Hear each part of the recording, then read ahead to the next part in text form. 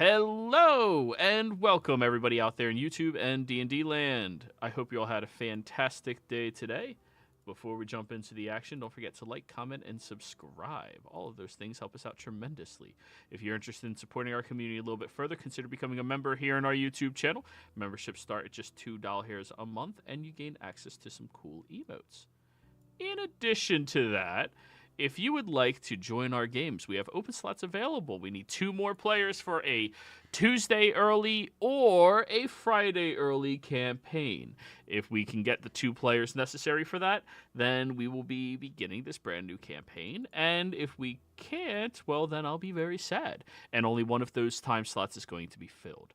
In addition to that, we are doing a nice little fundraisery thing here. Or, sorry, I should not use that word. It is not a fundraiser. It is a donation raiser thing here. Yeah, that's better music. Where, as soon as we reach our goal of $300, we are going to be running a high one-shot, where I run a one-shot while... And anybody who is one of those donators for it have first call to any of the seats when we do run this. If you are one of the higher donators, you get higher precedence over people that are lower for your seat as well. So we are currently 226 out of 300, which is phenomenal. I'm very happy about that, everybody. And as another little form of incentivization is you can pay $40. Or if we earn $40 before break, when we come back from break, I'll be wearing the bunny onesie again. So you get to make me look like an ass. And who doesn't like making Joey look like an ass? Well, that's going to be all my shameless self-promoting. Go ahead, Cynthia. Tell us what happened last session. Last session, we brought the Lich to the Lyceum. There was a lot of conversations as to his motivations and everything. Thunderbrand took us over to the long unused war room, which was up until recently the Order of Knights break room. He showed us a map of the world as it is, and the map can show where bursts of energy have come from.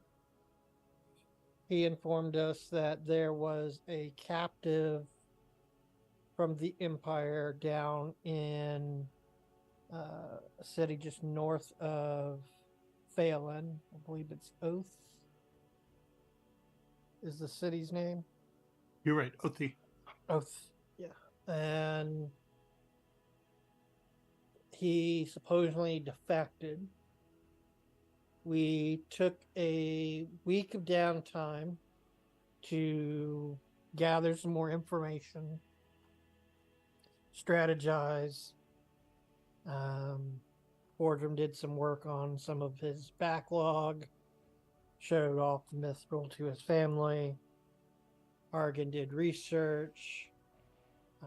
Zuazar went ahead to build rapport with the prisoner. And then we all went to where Zuazar was. Once there, we used different spells to make sure that anything he said wasn't a lie and that everything he was saying was 100% the truth. We interrogated him, finding out that just north of Os is a forward operating base that the military is using to bolster the Wayland Gates and Wuyun. the eastern, the western war fronts up in the northern ice caps of the Dwalian Empire is a blockade that can pierce wooden and metal ships easily. We found out that the gnomes in the region aren't under the jurisdiction of the Empire. They have some sort of agreement to be left alone. We don't know why.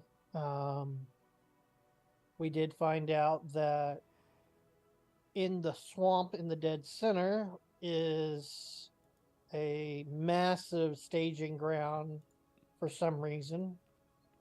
A bunch of supplies, and one of the Volstruckers was in charge of it. And then the Tree of Life that the party had recently saved in the Verseglade in the city of the evil gods had been burnt to a crisp by the Empire.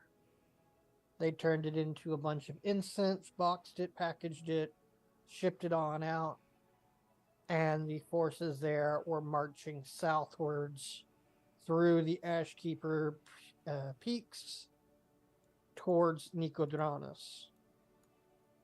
We were given a path that they would be taking. We also found out that the person who brought the defector was heading back into an ambush, and we basically stopped that ambush by having the prisoner send a message to that individual telling him, hey, come back, you're heading into a trap. Prisoner basically was leaving the Empire because he didn't like the politics and he really wanted to kick someone's ass that was cocky. He is all for a fight, but not a senseless fight. He wants to work for one of the organizations down here in the Menagerie Coast, but he doesn't want to work with the Selezos as they are corrupt. And that is where we left off at the end of the interrogation, planning our next moves. Alrighty. So, you've all just now left with Joel outside of the imprisonment cells that he was in inside of Oth. Now that you look around and realize what is to come, Joel will emphasize, just to make sure something was perfectly clear, they were planning that attack route when I had left Deerstock. I'm not sure how many days ago. So how many days ago was that? Well, I've been incarcerated for 4 days. Well, I've been incarcerated for 7 days, and it took me about 8 days of travel. And the word had gotten out to me, so we're looking at 15 days. And roughly how many are in this army or whatever? It would be at least 1 full battalion, possibly more. And for anybody wondering, a battalion, at least in this fantasy-style game, is going to be roughly 1,000 troops. Oh, wow. Of all nature. Yeah, he says the word battalion, and I just look at Argon like, never heard of that before. That would be Cynthia, fun. actually. I'm gonna say, I don't know. I'm a wizard. I'm not in the military. That would be Cynthia. Cynthia or Brosco would know a better bit about it than me. I'm looking over 1,000 units. Oh. Are units men or are units typically? Okay. It depends on how they form their military. Could be male, female. Sorry. Yeah. We do not discriminate against female or male. I think it's Mostly good thing that human. we're getting more women in the warforce. Almost all human, yeah. Got it. Yeah. They would leave all of the gnomes that joined our ranks to watch the encampments so that it's harder to sneak up on them at night. Got it.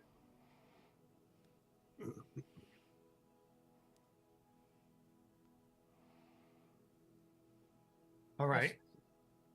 I still think it's important to send word to any allies that we have of the information we gathered. Yep. I'll do that now. Do y'all know anyone in Nicodranas that is in charge down there? I mean, we know a couple people, but no one that I'd say is in charge. We have some non-military people, a businessman and a mortician. Maybe the businessman can make a business deal and give word to the military down there that an imperial force is coming down from the Ashkeeper Mountains.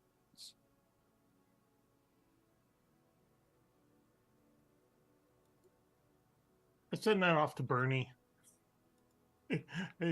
He's the first person that came to mind. So Yeah, he's the military guy you guys know. Well, I mean, other than his CO that you all met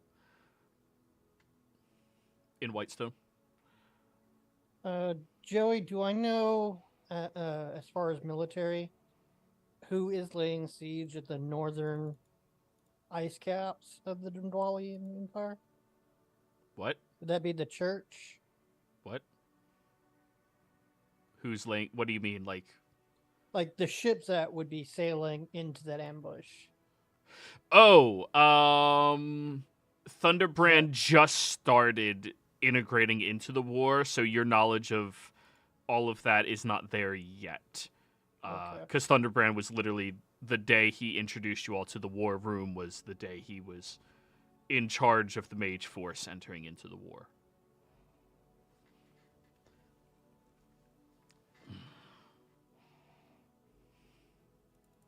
All right. Well, we'll alert them of that message probably after their next session. okay, you don't want me to send it to him? Not right now. Wait until after their Sunday session. Okay.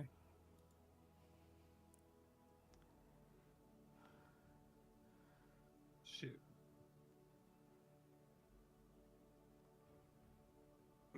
I send that to Reggie.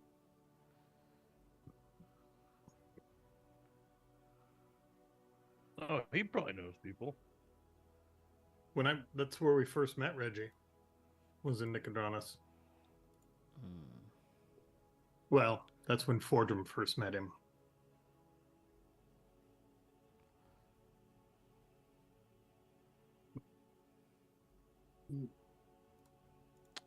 He'll inform you.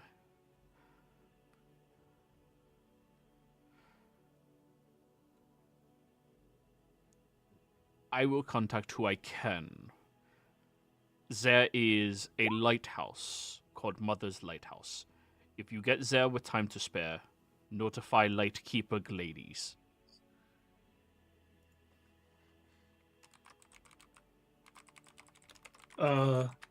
Reggie says if we can get to the lighthouse called Mother's Lighthouse, we should notify Lightkeeper Gladys.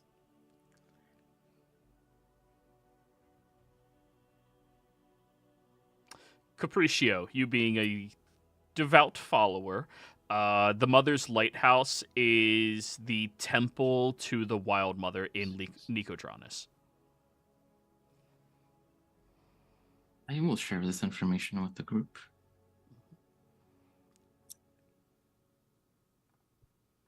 Do we plan on meeting this army, or do we plan on intercepting them before they get to a certain place?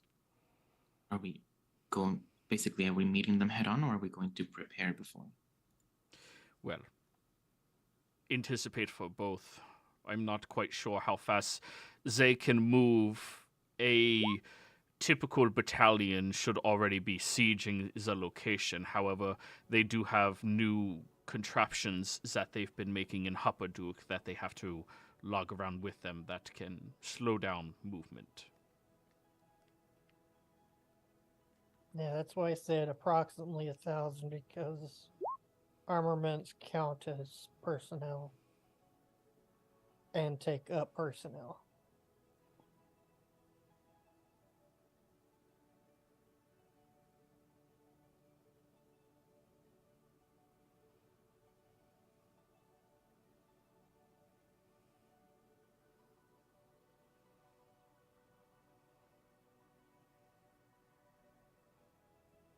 Well, we have travel sand in Nicodranus. We can get there quickly enough. We also were just in the Korak jungle, right? That's where which is where they're coming down through. Oh, that's where they're coming from? That was the information we received, yeah. Yeah, they were going to come over or through a pass near in the Ashkeeper Peaks and then drop down into the jungle and attack from the southeast.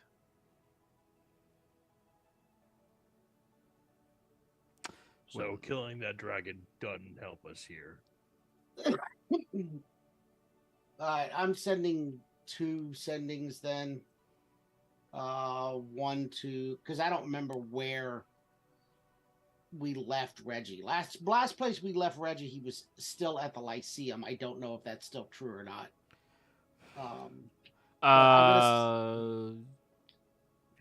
Yeah, they were I'm gonna- finding somebody to Yeah, help. so I'm not sure if he's still there. So I'm sending that to Thunderbrand, and I'm also sending it to Lady Vexalia. Because those are the 2 people leading war efforts that I know of. It's basically the same thing that Fordrum said. Only I also mentioned the forward base north of Off, and I guess the Ice Haven ones. All right. As this is happening, you feel this mental connection reach out from across the realm, and then you get a reply from Thunderbrand. One of our mages is going to be connecting to your mind. Let him in. I willingly fail to save. All right. And you both immediately are filled with the presence and thoughts and perceptions of one another at the same time. You're looking through the eyes of, well, one of the more seniored and tenured professors at your academy who's sitting down at the war room with Thunderbrand right now, and he's perceiving everything through you much in the similar fashion. All right, this will make our conversation a lot easier. If they're marching over to Nicodranus through the jungles, our first priority has to be to protect the city. The individuals of that fine town, they need to be safeguarded. I'm going to leave that in charge for all of you. If we can get a known whereabouts of their location within the jungle itself, see them, then we will be teleporting in with a handful of mages to attack them at the rear, and all of you would be expected to attack them in the front. Sorry, Okay. question. Do we all hear this? Just Argon. Okay. I'll be sharing it as I talk it. Tell him he said the Humperduke thing is in the back of the pack.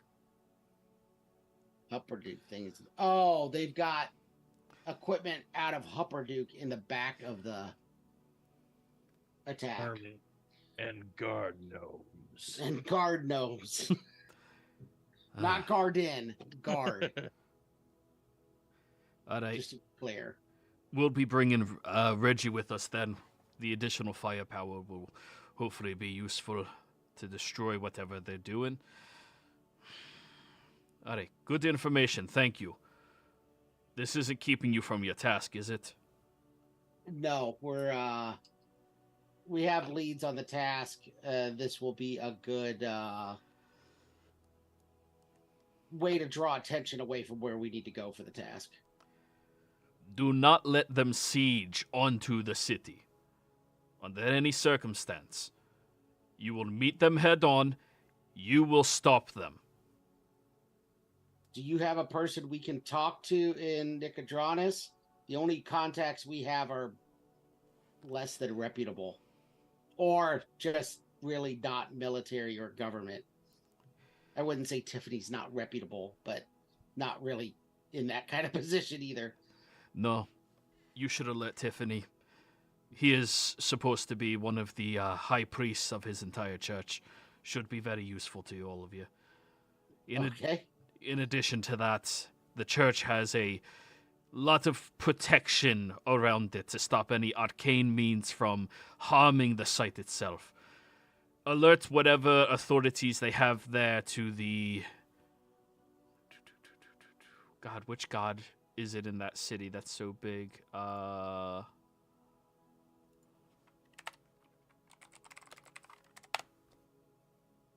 it be the sea god? Not for combat.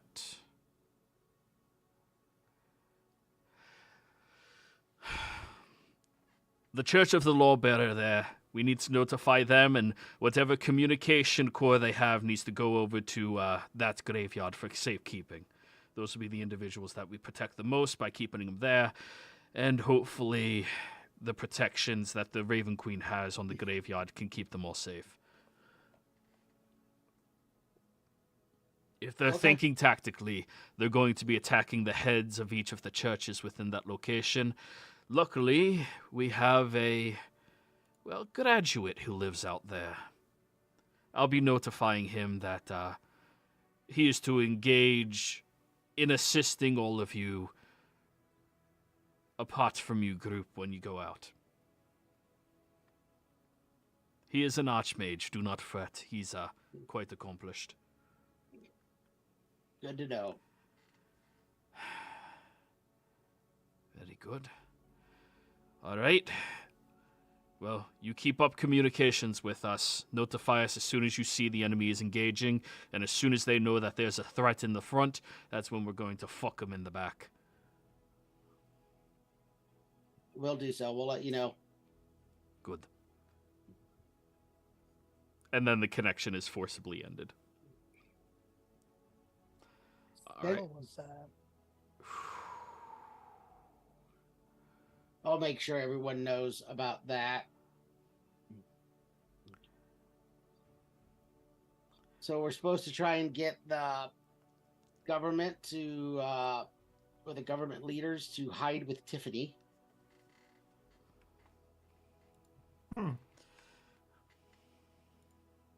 And let the Church of the Lawbringer know.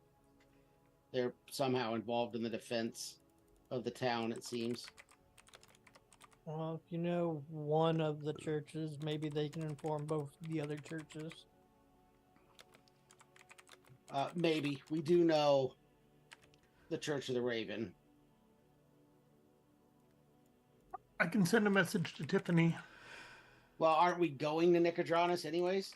Isn't it easier just to go to Nicodranus and tell him?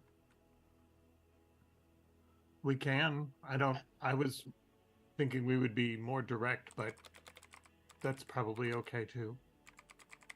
And then march out from there? Yeah, well, I'm assuming we need to go to Nicodranus because they want us to hit them from the front, which means we need to come from Nicodranus. Yeah. We need to scout ahead and find out where they're at. Yeah. I guess I was just hoping to meet them in the woods, but... Well, right. But they're coming down to Nicodranus, so if we start at Nicodranus and head towards them into the woods... Yeah. Yeah. We could always go to that. You said Dragon Lair? I didn't keep Spellbound? anything from that. I had no desire to go back there.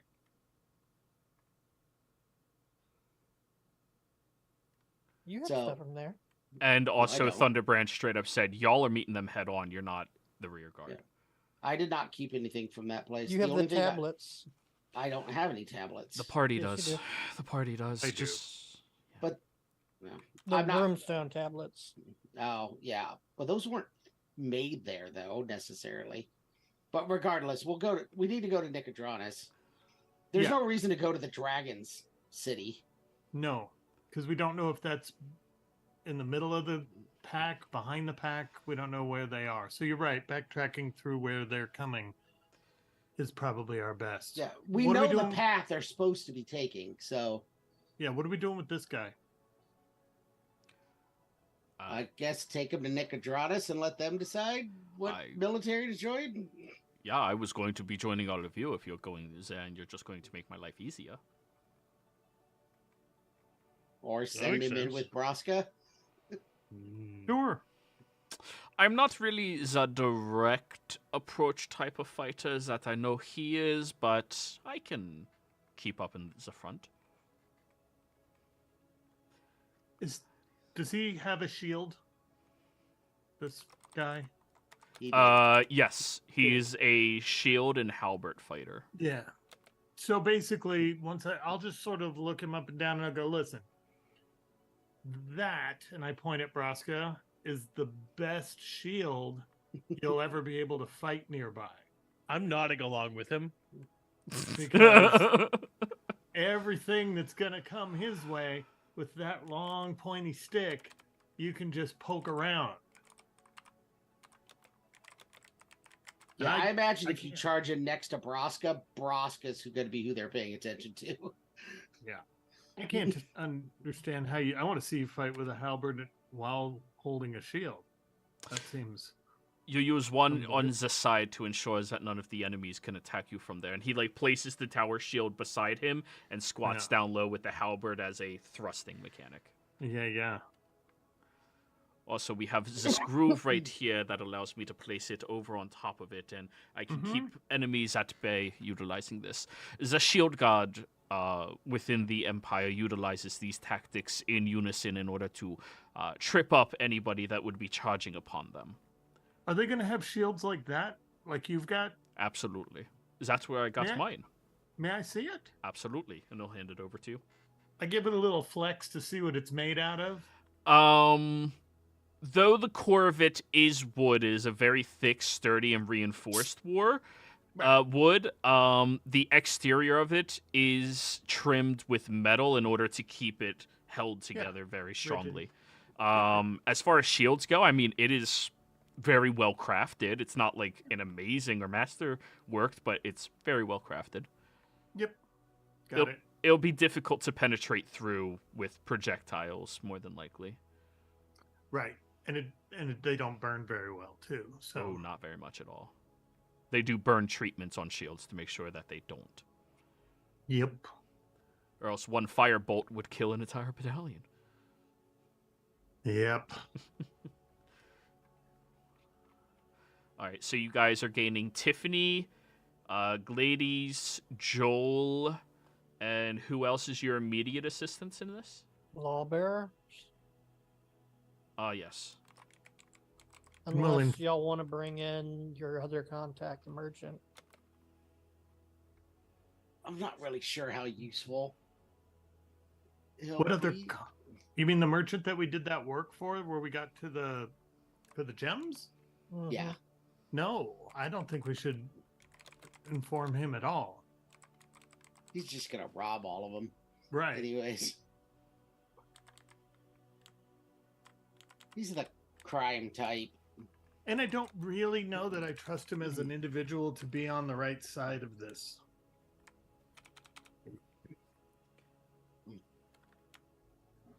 I could see him selling attack plans. Yep.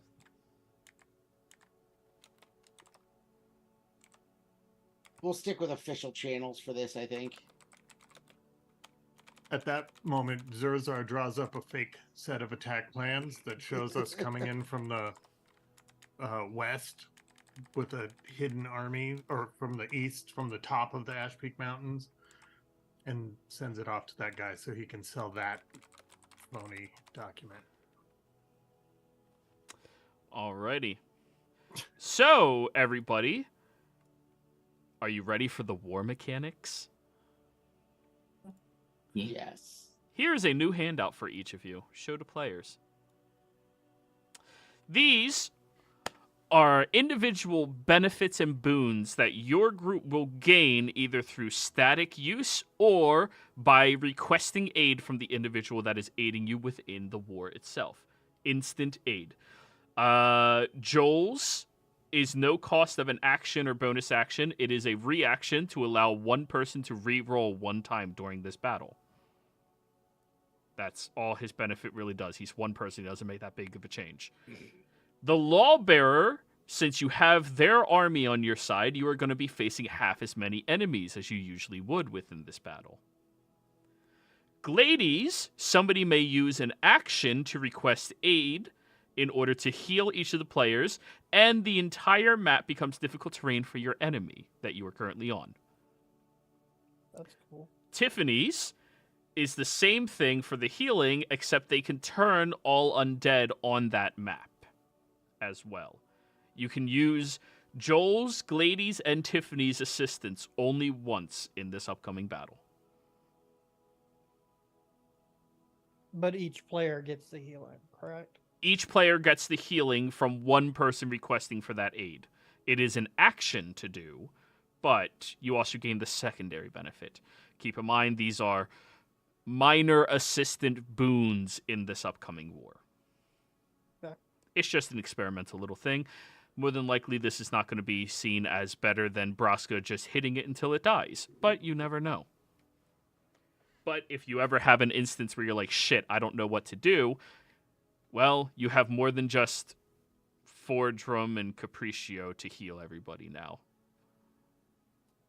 Someone can go, God damn it, Tiffany, heal us. Which god?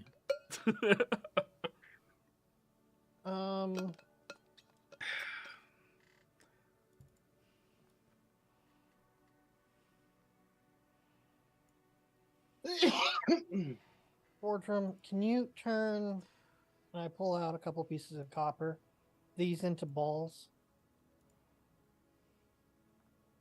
What size? The size you would use with like a sling. Sure.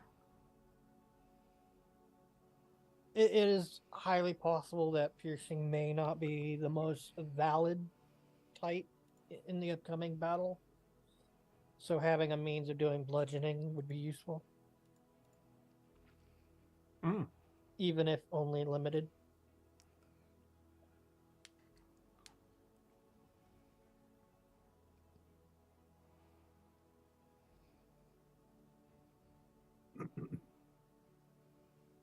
What kind of roll would you like me to make for pounding copper coins into balls? Blacksmithing. Yeah. Because you also have to affix them to arrows if that's what they're going to be used for. No, they're just ball bearings. Oh. Conjure Barrage requires ammunition. Oh, okay, that's cool. Yeah. Oops. That makes more sense now. What he's doing. I thought he was Yeah. just gonna like. I use didn't three think Joey balls would with a let me sling. Throw them at people. Like, I didn't think Joey would let me have blunted arrows. Oh, there. No. Blunted bolts are like not really a thing. Blunted I arrows, use absolutely. a bow. Oh, for some reason I thought you were a crossbow. Mm-mm. Oh, okay, never mind. Oh, no Nope, crossbow long expert. bow. Fuck yeah. All right. You have advantage on it. No, it didn't show up the first time I tried it, so I tried it again. So it's the 24. I use strength because I'm not actually doing any magic-y wits. I'm You're just literally crushing them. crushing them because they're copper. Using the Father Stone to warm them up. Oh, yes, you do have aid from the mage as well. Yep. So aid from mages. Classified archmage. Classified archmage. Hilarious. Hey, Fordrum, Yes, do you happen to have incense on you? I do. How much of it do you have? Please hold while I look at my bio page.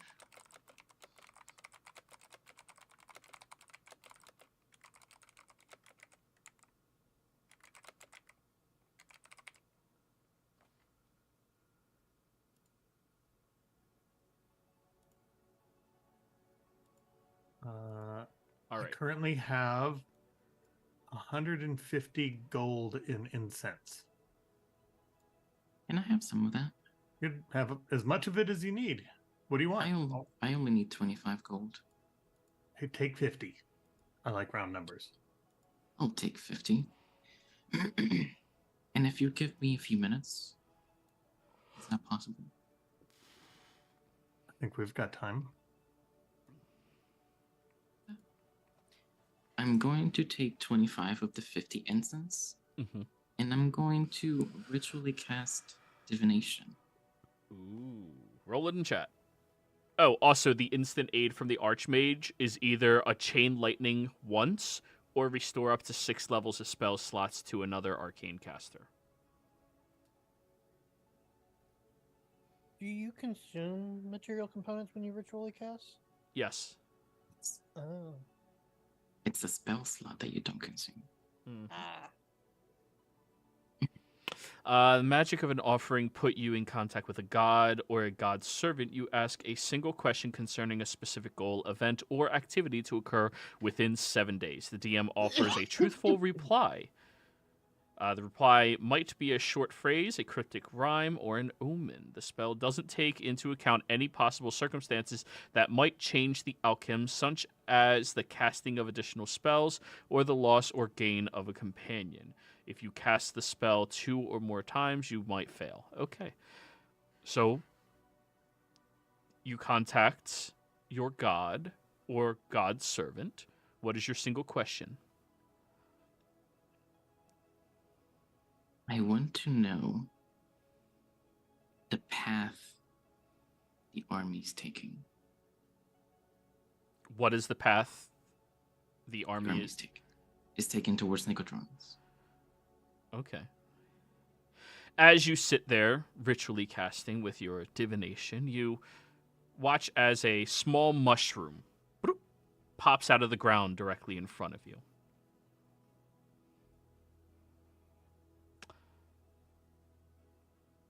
And then it enticingly wiggles at you to be eaten. Understanding what this is about, I will grasp it and I will consume it. All right. As you eat the mushroom, you go on an immediate trip. However, your trip outlines the Koroska jungle. By the looks of it, your enemies are still traversing through the jungle itself. But they are pretty far south. The weather has shifted, and they are a considerable distance away from any of the mountains in the background. You watch as they are marching with this very large form, and they're still traveling southwards, which means probably tomorrow evening or mid-afternoon they're going to be in position.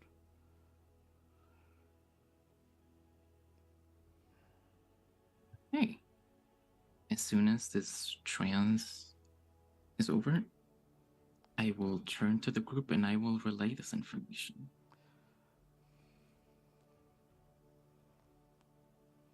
God, that's such a good spell. Sure is. All right, so they're going to be there tomorrow? Night. Or mid-afternoon. Means if we get there, we need to get moving ASAP if we want to cut them off before they're within range. Yes. That is true. The earlier we can get there, the better. I have a plan. Okay, I will take us to Nicodranus then if everyone's ready to go. Ready. Yeah. Wait. I think of one thing. And I grabbed this bag with like a whole bunch of short swords in it. Sorry, I just need that. Alrighty. Well then, you all teleport and you arrive on the coastline that is northwest of Nicodranus, I believe. That is where you got yours? Okay. Yeah, the sand. Yep. That little beach. Yeah, we were right outside the town when Sinclair picked it up. Alrighty. Right next to the palm trees. Well, as you arrive there, Argan, you look forward and it is still later in the afternoon. Not quite dusk yet, but you can start to see the hues of yellow and orange on the horizon over the ocean. You all start heading on foot into Nicodranus, and, well, you all have one evening at least to rest before you have to start going after your enemies. You appropriately head over towards the lighthouse, and you gain the aid in this upcoming fight. boop, boo of Gladys.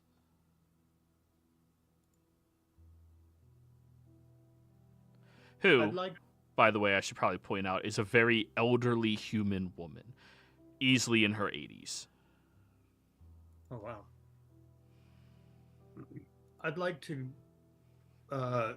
prepare Hero's Feast this night before our battle. Do you have a bowl that's worth that much? Gem encrusted bowl worth 1,000 gold, which the spell consumes. Oh, nope, don't have that anymore. Yeah. Made that once. Never mind. Should have read that before I remembered it. It's a hefty You spell. can try to buy one. No, we don't have any time for shopping. An item like that is not as easy as popping your head in a store going, hey, you got something worth more than your entire shop, your entire family's earnings, and possibly even your entire family's lives combined? Why not? A very Especially- expensive pottery shop. Yeah, that's Especially not... given the circumstances.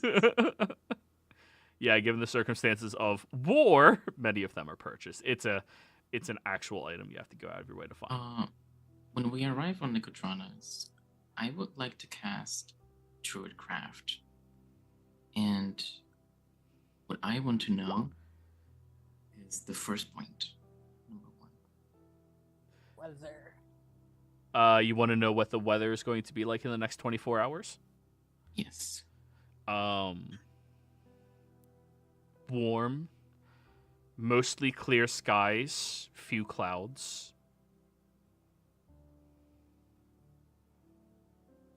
Chance of tsunami. Well, that's not a natural occurrence. Earthquake happened somewhere in the ocean. All right. So, That makes things a little bit more difficult, but it's okay. I am going to fix that. yeah. I'm gonna fix that. Huh, I do it's have going to this be a really beautiful day nice- tomorrow. Fuck that. No, it's not. I have this cute little thing called a control Yo, weather spell forecast. scroll. Yeah. Well, you might want to save that for when you guys are actually doing it. Well, yeah, I'm not No, going to you do just it make now. their life a living hell tonight, so they're exhausted tomorrow. No, I have a specific plan in mind for this. So, you all notify Tiffany of the goings-ons, as well as the Church of the Lawbearer, and, well, they are going to be joining you in this battle to come. Very thankful that all of you are spending the necessary time in order to assist them in this endeavor, and, of course, your recommendation coming from Thunderbrand and many other individuals that you've helped thus far in your years is something that they are going to put trust into. They're letting you know they're going to be keeping all of their Selezos in the city in order to protect the city itself in case there's any infiltration, and they plan on pushing more directly towards the enemy on the northern side in order to draw their troops and separate them into two paths. The leader of the Lawbearers Church out here is a very dark-skinned Marquesian woman who gives off a faintly divine glow to her and golden eyes.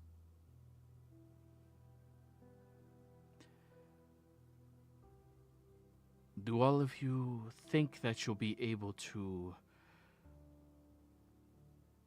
Do you need any more assistance other than us taking on half their troops? Nope. You all are but a few individuals. But we are mighty. Correct. Look how big he is. And I Yeah. just pointed Broska. And Capriccio is one with nature. Cynthia's got arrows. And Argon doesn't even get up from his chair. Have any of you ever been in a war?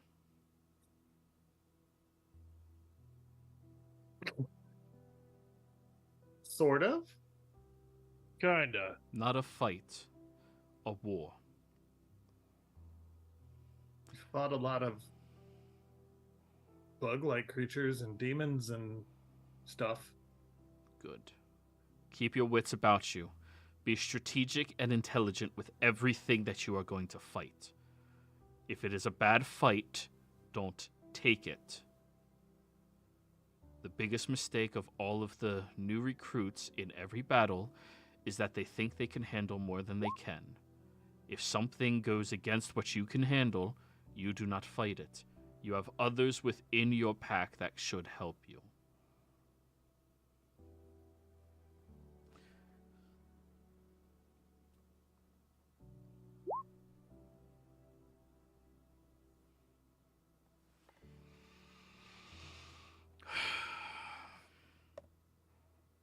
How many soldiers do they have? At least a battalion. With war machines from Duch, which will slow them down significantly, but We've been keeping Tal'Dorei reinforcements out of our direct waters within the Clovis Concord, attempting to stay out of this war altogether. So we do not have access to the Tal'Dorei military in this. We have our Selezos, my church, the Church of the Queen of Ravens, and the Church of the Wild Mother, all of you in Thunderbrand as our only means of attacking and defending the city. We should be fine. Well, I'm thankful for your confidence.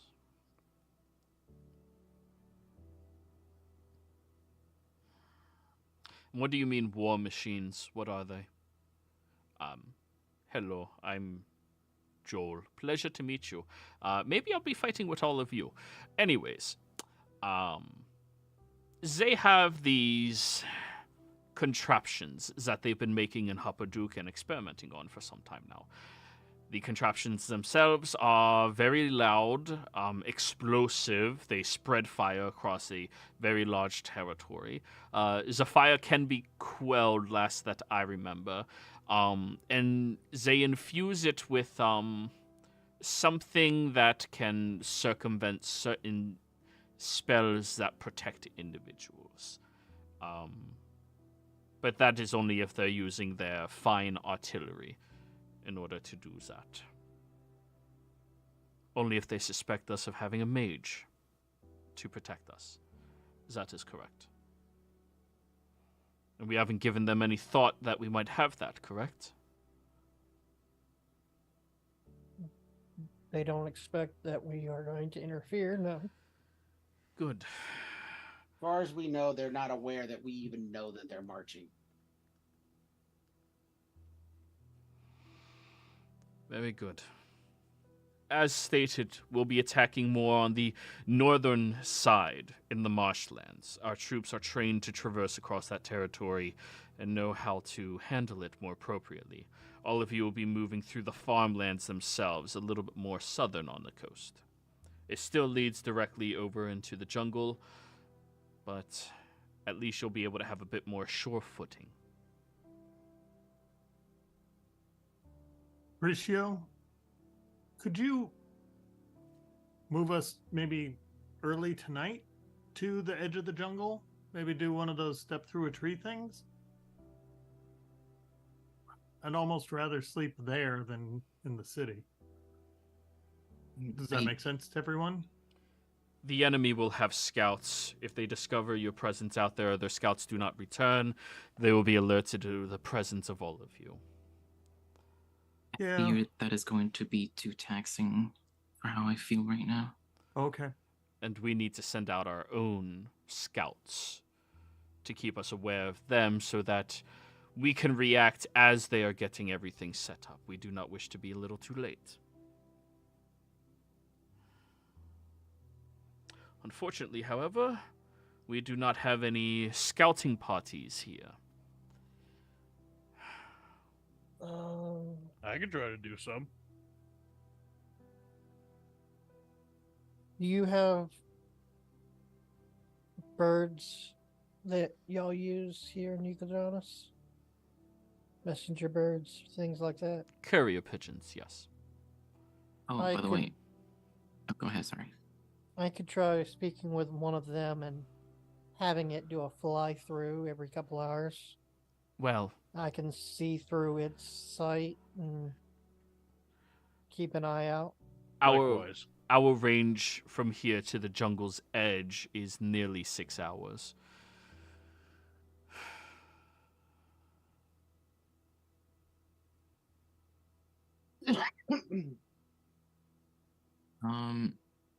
I am going to share with these people the information that I was able to discern from the vision that I had when I casted divination. Okay. Especially the path they're taking and when they will be arriving, most likely. If they have long-range abilities to attack our city, I presume they are going to be setting the ones in the furthest back up first, and then moving others more forward. When they're setting that up, we anticipate that they're going to be meeting us with cavalry first, as well as their strike force. When we are aware of the strike force's presence, that is when we need you all to engage. Stop them from setting up their secondary mechanisms, take them out as quickly as possible, and Thunderbrand's responsibility, when you all make your engagement as well, is to take out whatever they have in the backs within the jungle itself to attack us. The moment you see their riders, that is when you all engage.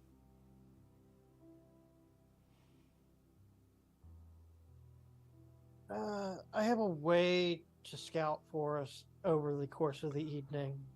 You can scout 6 miles worth of, or 6 hours worth of travel back and forth. I would just stay out there. And if need be, send the messenger pigeon back. Yeah, that'll cut it down to probably like 4 hours. I'm invisible during the night, so Yeah. and if I need to take a break, I can use rope trick, which will allow me to scout while in a stationary position while being invisible. Do you remember Cynthia's supposed to do something tonight at the campfire?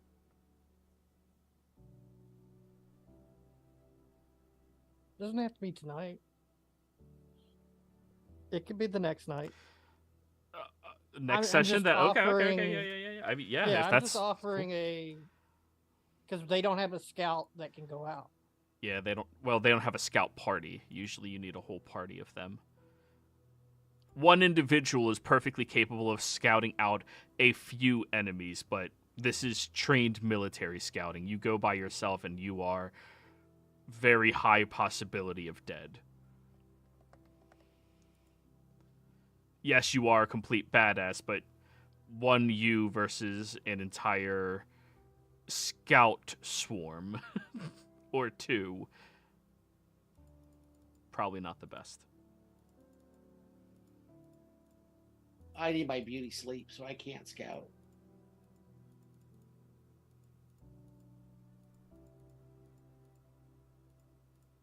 I have a question for either Argan, Fortrum, or Cynthia.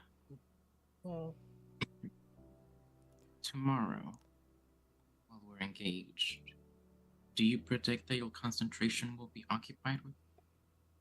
Perhaps a What'd you spell? say? You were cutting out during that. Oh, sorry. Tomorrow when we engage them,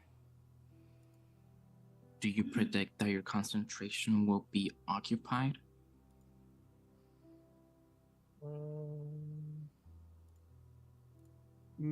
I would say maybe yes, but also no. I have a way that I can put up 2 concentration spells because pull out the Father Stone. He can take one of them for me, and that's sort of my plan.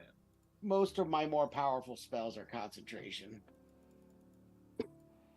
especially for something like combat. Is there a limit to how powerful a spell your ring can hold? It's Or a your staff? rock. Yeah, your rock. I'm sorry. Is a rock. I don't know. I've never tried anything, you know. It can only do fire spells. Right. It can only concentrate on spells that deal fire damage. Right. Most of my concentration spells are one-off abilities, which I don't know why they require concentration, but that's the downside of some primal magic. Why do you ask? I will reach into my backpack and I will pull out a scroll. This is a control weather spell scroll.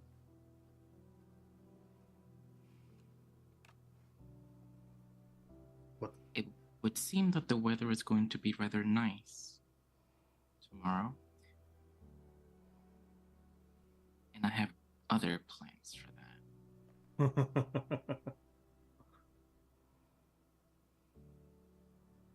But I cannot concentrate on this spell and what I'm going to do.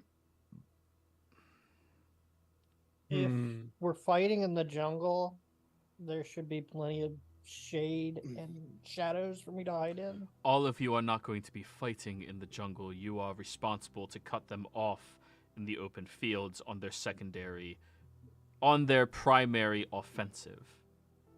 Thunderbrand is in the jungle. All of you are defending the people and destroying whatever advancement they have.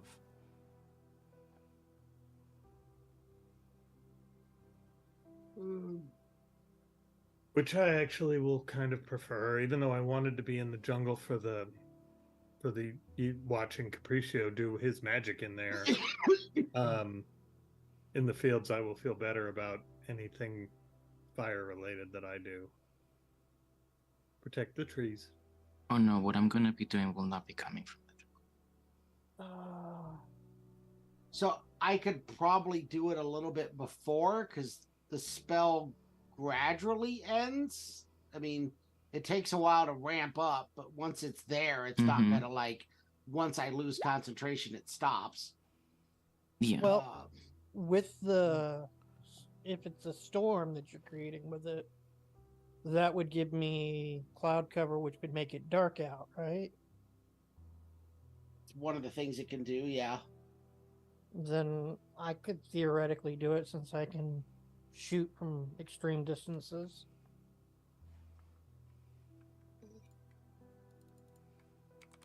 I don't have great mental fortitude, but I am one of the most long-ranged fighters we have. If I could stay out of their range, then they can't prevent me from keeping the spell going. If you think you can reliably hold it and you can give me the storm that I need, I'll give it to you.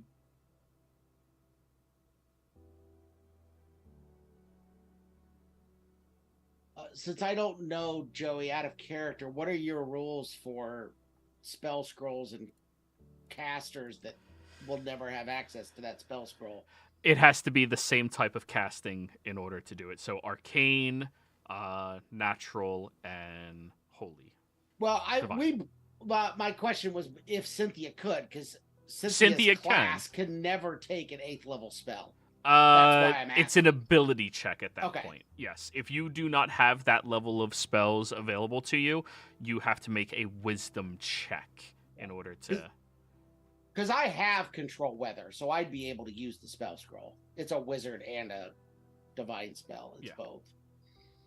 But I would prefer if Cynthia held on to it and kept it at a distance. But I can do it if you can't, Cynthia. It's up to you. Because I'm going to have to stop it as soon as we engage. But odds are, by the time we engage, we won't need to keep it any longer than that. I can certainly maintain concentration up to that point. Worst case scenario, if I feel like I'm going to get swarmed, I can use Rope Trick, which doesn't use concentration, and hide in it while keeping the storm going. Yeah.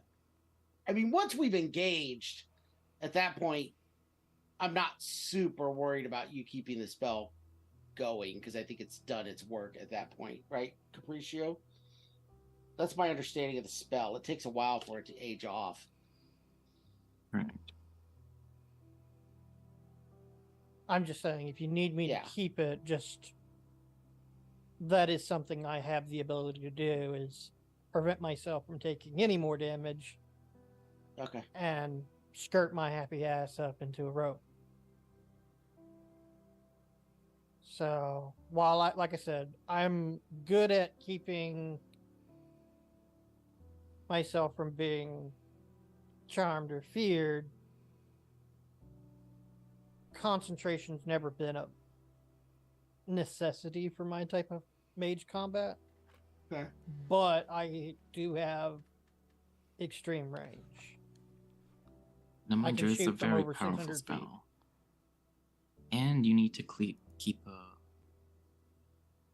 a clear path to the sky at all times while Which I can- concentrating on the spell. Yeah, which I can do from the extra dimensional pocket, because it lets me view the outside.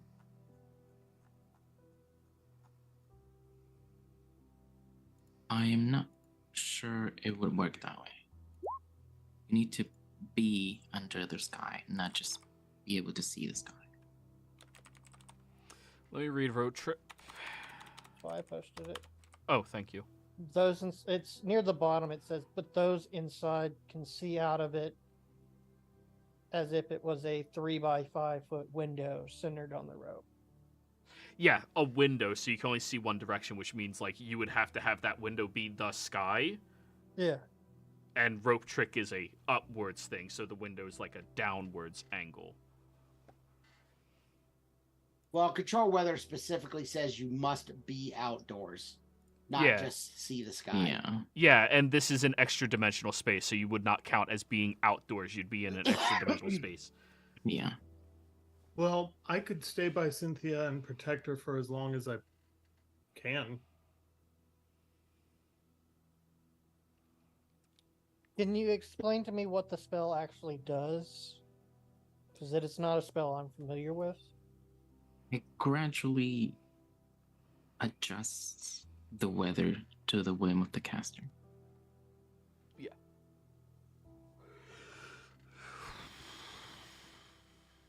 Just roll it in chat. It'll be easier. Yeah. Don't pay too much attention to the bottom. Roll20 is just horrible when it comes to the Within 5 tables. miles of you. You take control of the weather within 5 miles for the duration. Well, if it's raining, their siege weaponry could possibly dampen.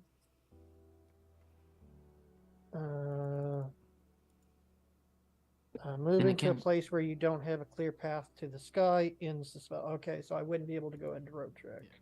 Then again, if the plan is to end it as soon as we engage, I could be the one concentrating on it until the fight starts. I won't have any difficulty concentrating on it or using it. But it's quite a powerful spell that might overwhelm you. Yeah, you would have to make a wisdom check to do it, and the DC is 10 plus the spell's level, so the DC is Which is 18, and it's a wisdom check, not a saving throw. So you only get your die roll plus wisdom modifier. Yeah. That's the difficulty of casting spells you can't cast.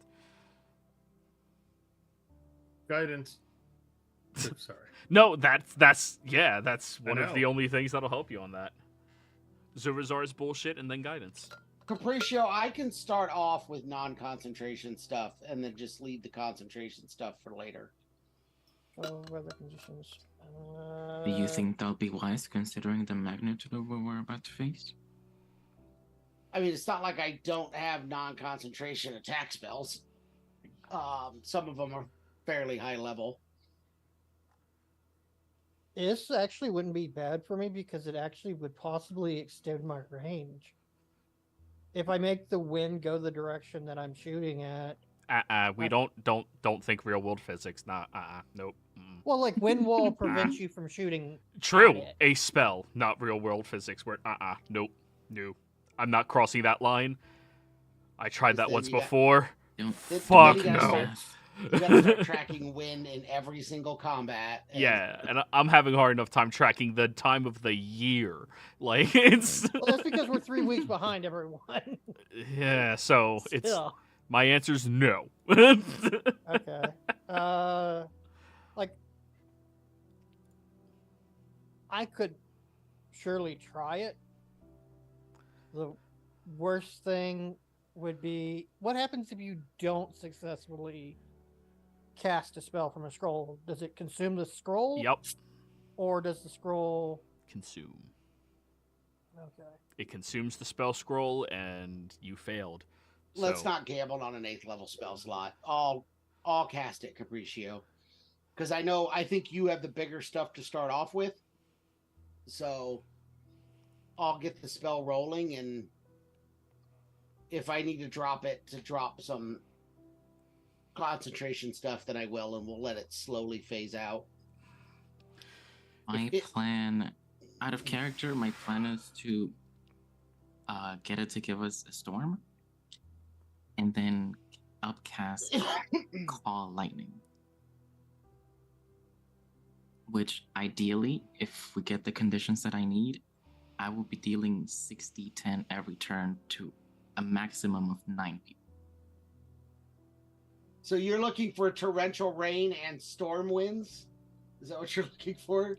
Yeah, probably. Okay. with Arctic cold. Just The temperature doesn't matter.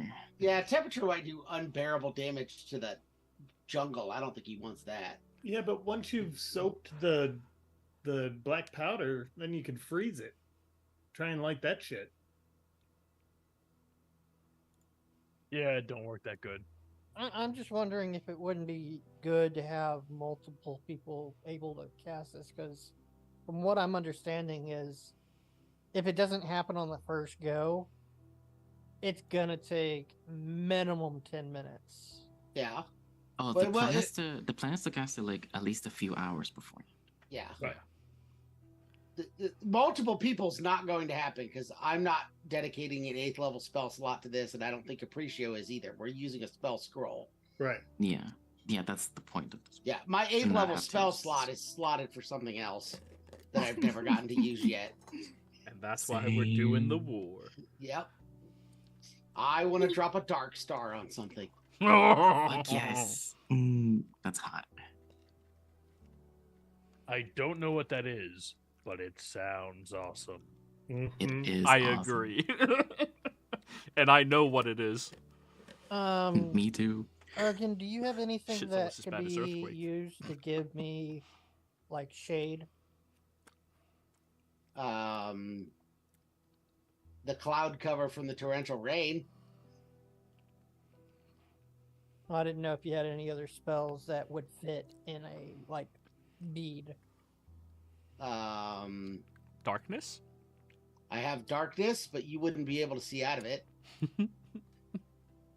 Let me see what else I've got. I don't think I have fog cloud. Oh, I do have fog cloud. But keep in mind, it's obscured for you and them. Oh, yeah, see? Yeah. Well, it's more of I want to put something above me that blocks the sun rays on me, so I'm in the shadow. There'll be no sunrise. Yeah, it's going to be a torrential rain downfall tomorrow. Yeah, we're bringing a storm. I mean, those are the only things that I would have, Cynthia, would be darkness or fog cloud. And I don't know that, I'm not really sure either of those really do what you want because they would affect you as well.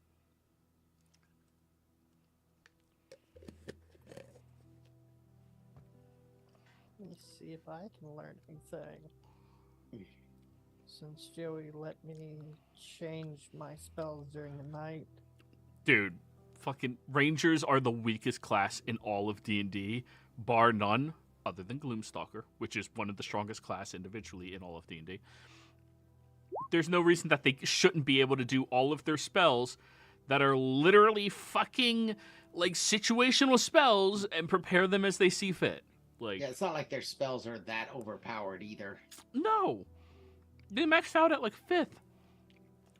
Yeah, and they have some interesting spells that other ones don't get, but most of them are. Blade Barrage is pretty fun. Yeah, like I said, they have a few that are pretty interesting. Well, So, now that we have the majority of our preparations in place, we're going to go ahead and go on break. And when we come back, it's battle time. I will use one.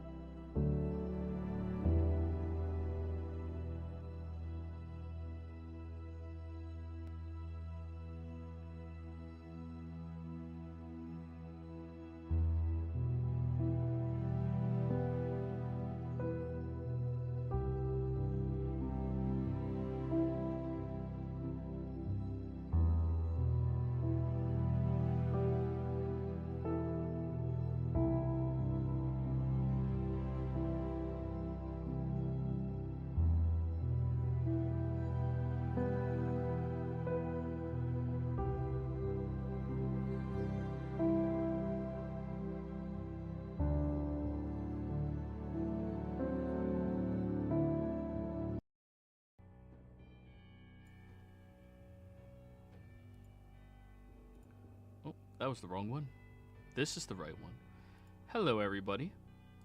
Before we jump in to the action, don't forget to like, comment, subscribe. All of that helps us out tremendously. In addition to that, don't forget to like the stream, everybody. We really do need that. And keep in mind with our open slots and all that jazz. So, before everybody goes to sleep, Cynthia, what exactly were you going to try? Just tell me the spell. I'm going to cast Animal Friendship multiple times, upcasting it, targeting as many wildlife critters that I can find in the surrounding area. Roll me a survival check and let's see what critters you find in the area. All right, I'm going to use. Now, I will remind you that you are 6 hours travel from the actual jungle, and you're out in the farmlands in a city right now. Yeah, Okay. it lasts for 24 hours. Okay. I'm going to burn recap because might as well, because I lose it regardless. To roll with advantage. Survival. 19 is a lot better than a 2. Well, 27 is a lot better than a 10. I'll give you up to 4 snakes, field snakes, and let's say 5 wily cats. So 9 creatures in total? Yes. Okay, that burns my 3rd level spells for the day, or for the night. I will use my once per long rest, speak with animals to also instruct the animals what their target is, and that these entities are invaders into their home and plan on trampling through their territory.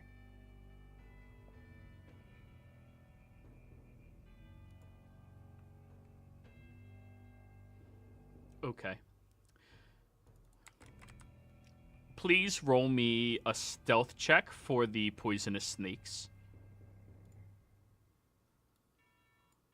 They get a +3 to their stealth.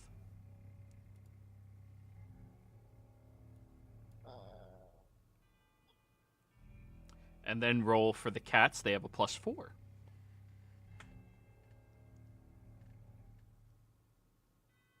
Alright, well, here's 2d20. First one for the snake, second one for the cat.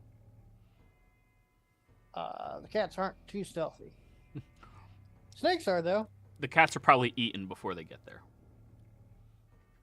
Snakes do a good job. You know what? I'm feeling generous today. So I'm going to say, roll me a percentile die to see if these little critters actually assist in any impactful manner. 78's not bad. That's pretty nice. Yeah, no, 78's not bad. Okay. It's a ranger spell. What am I expecting, really? Yeah, I'm being very nice by allowing any of this from that, because, but the snakes do what the snakes do. Yeah. They don't come back, but hopefully poisonous snakes can be at least somewhat useful, correct? Anyways, evening goes by. Morning rolls around for each of you. Actually, everyone other than Cynthia and Braska, I need charisma saves.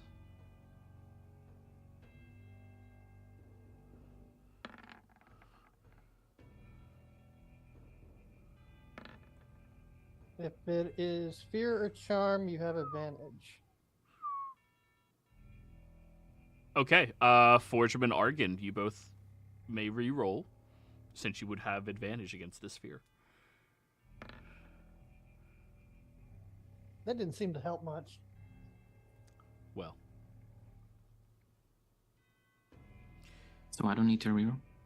no, because you were already successful, so you're fine. Oh, nice. Hell yeah. Through the evening, Cynthia and Braska, being of a specific training or natural birth into the circumstance of war, they sleep through the night very easily, calmly. Capriccio, you do feel the spikes of anxiety, but you manage to stave them off. Fordrum and Argan, however, if it was not for the fact that you had far more than just 8 hours to sleep, you would have been exhausted. The two of you go in and out of slumbering multiple times throughout the evening and early mornings, trying to get yourselves righted from this. Feeling the anxiety spiking up inside each of you, you both are going to be gaining a specific flaw for this next fight. Fordrum.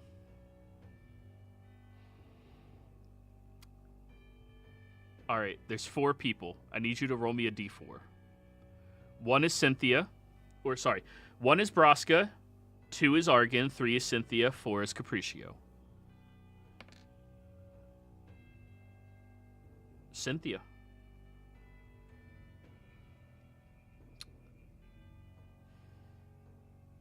Through the evening, you start to develop a little bit of a worry for your allies. Not just the typical worry that you always have. Now it seems to be much more realistic. You've heard stories of war, but there hasn't been an actual one for your kingdom in a very long time. There's no need for it.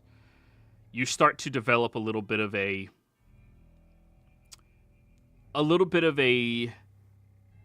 tendency to be looking out for the individual that you rolled on.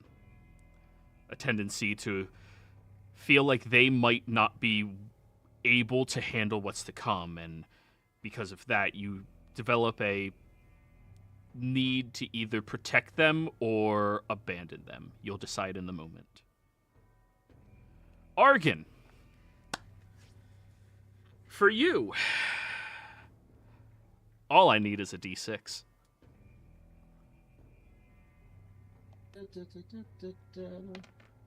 Three. That's actually very reasonable for you. Though it does not rival your namesake of the Lyceum, the Mage College of the Empire is possibly the second most powerful Mage College in the realm. And you have never been a part of, well, war. Your major battles, you've fought demons and creatures that you can get up close and personal with, but now you're so used to thinking about every possibility, every small thing that can happen, and there's too much for you to really be focused on. One thing that you are certain of, though, is if they have mages out there, you have to stay far away from them. You are afraid of any mage groups that you encounter while in this battle. Okay. Alrighty. So. Oh, and with that fear, you can willingly move closer to them, but you have disadvantage on attack rolls against them. Okay. So, pretty straight. Several more hours go by. You hit the afternoon, and eventually Argan and Fordrum do seem to be well-rested enough to enter into this fight.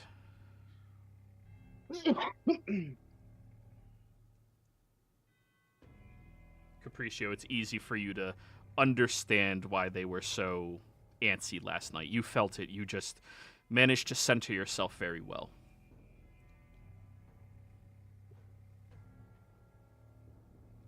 Are you guys okay? Yeah, I think so. I'm a little worried about. I'm just worried about Cynthia, but I don't know why. but I'll stay by her. I Yeah, just that need- ought to do it. I just need to watch out for their mages. I know I'll be a target of them, so I have to make sure that I don't get too deep in range with any of them. Okay.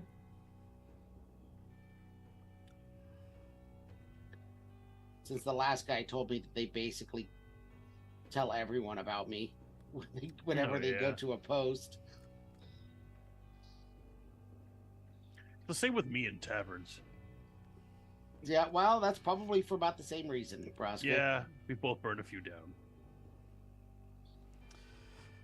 Kill a few members of the Exandria Institute, or the can't remember the name of it right now. Redis. Redis Institute. Or old Pokey's hitching post. Yes. There's also the loose noose. That was a different one, but Oh, that was a bad night. Even by my standards. and probably also the back door. That would have been a different one as well.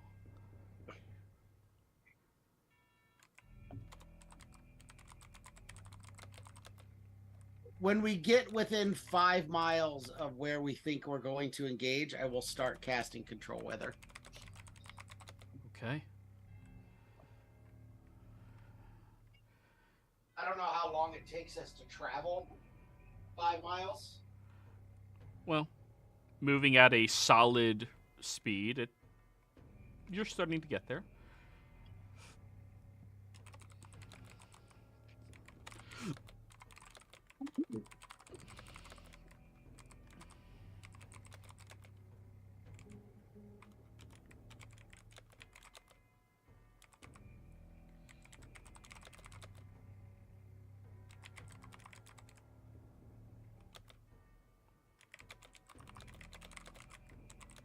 Okay. As you're all waiting, you've noticed that at the edge of this city, the populace has been completely removed. You see dozens upon dozens of Silezos escorting people from their homes to the opposite end of Nicodranus itself. You see politicians are also out during this time, helping to calm people and express that there's a little bit of a situation that's come in. There might be an earthquake that happens. They need to relocate everybody to the other side, just for safekeeping.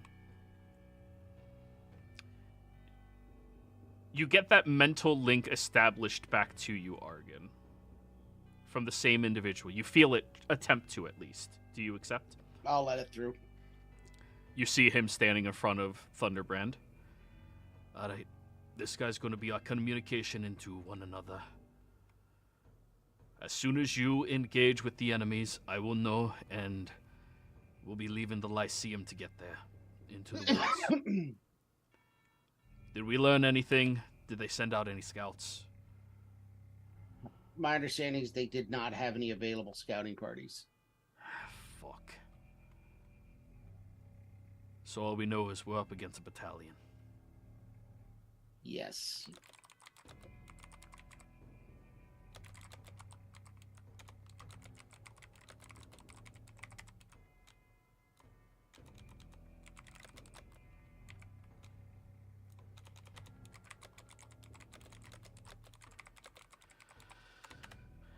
So,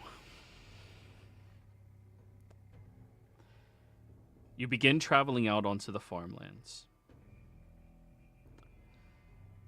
As the first rays of the sun pierce through the thick curtain of clouds that you are forming overhead, anxiety whispers, anxious whispers spread like wildfire among the soldiers that are positioned nearby. The air has a heavy mixture of apprehension and determination that is almost palpable to each of you right now. Each heartbeat echoing the profound gravity of the impending battle.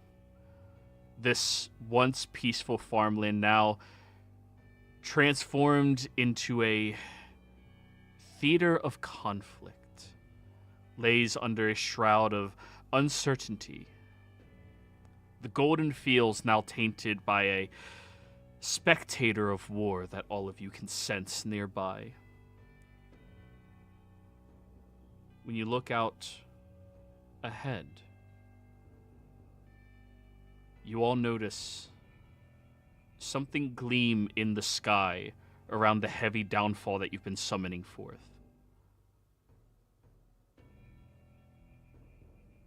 You watch as this hulking projectile moves through the air, past all of you, and as it begins descending downwards, this massive explosion takes place behind you, detonating directly on top of the farmlands themselves, igniting all of the crops and trees across it. You see flames rippling across the landscape, starting to scorch the homes, the walls, the pathways, everything. The rain doing everything it can in its power to slowly simmer down the flames and stop their scorch and expanse across this area.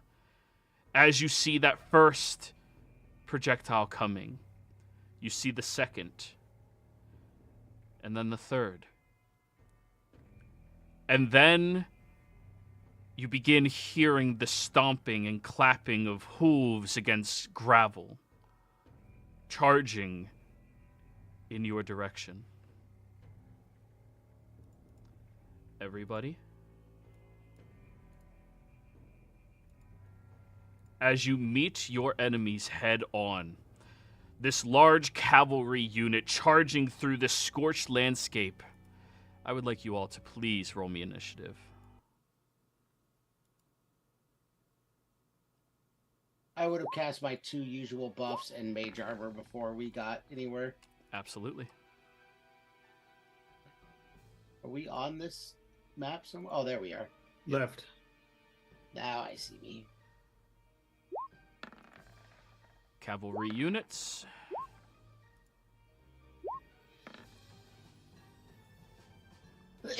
Hey, not bad. Shield soldiers.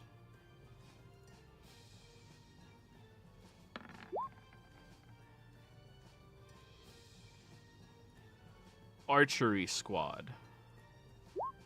Oh, that was the wrong one. We'll change it back to 14.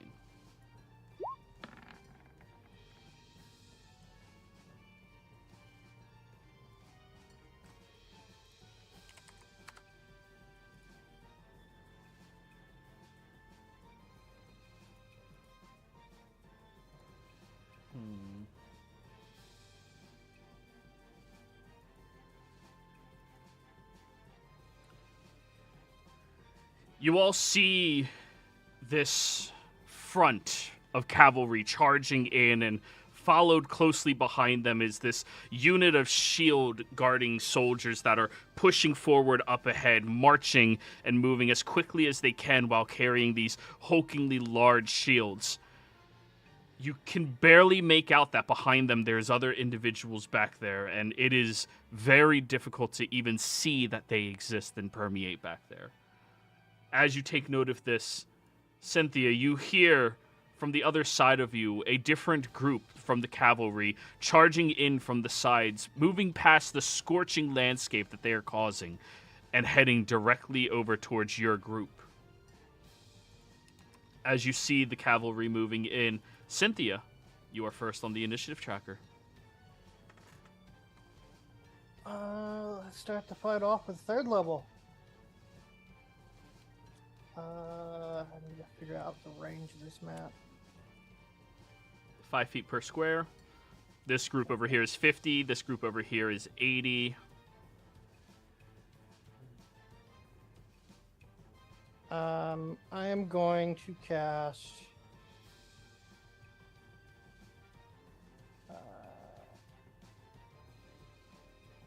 plant growth.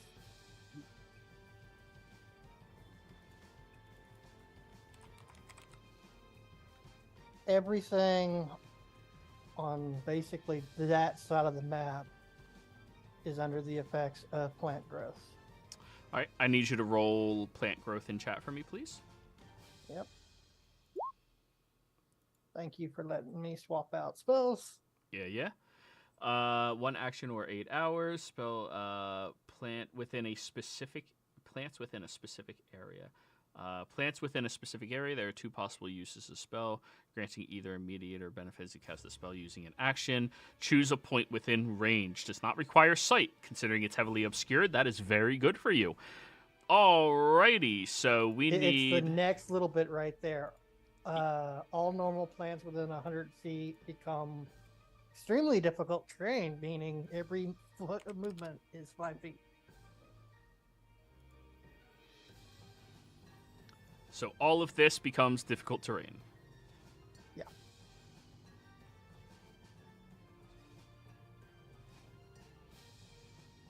Alrighty. Yeah, it's that super difficult terrain. Yep. And then I am going to...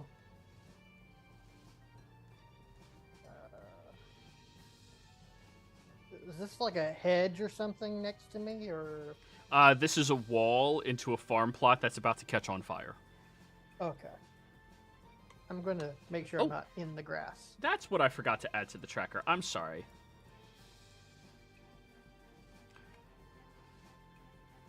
What's the light level? Other than around all the fire, of course. Heavily obscured from the rain. Okay. Which means everybody's practically blind out here, outside of like 10 feet.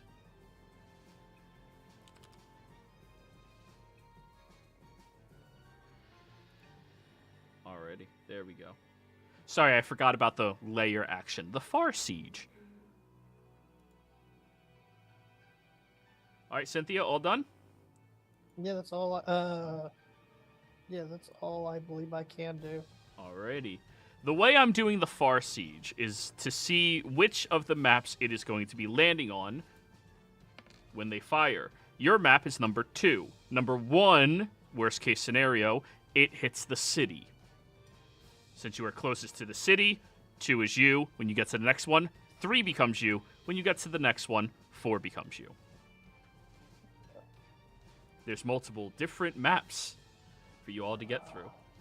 So 3, you see more of the projectiles fall short over towards a different plot of farmland. Yeah, I guess the last thing I would do is make a stealth check as a bonus action. Yeah. I don't know if I have advantage because it's... The only creatures that can hide because of rain are wood elves. So you need to obstruct their view by, like, getting behind a wall or something. So you're not going to keep hiding exactly where you were standing. You have to, like, move to a different location to be hidden.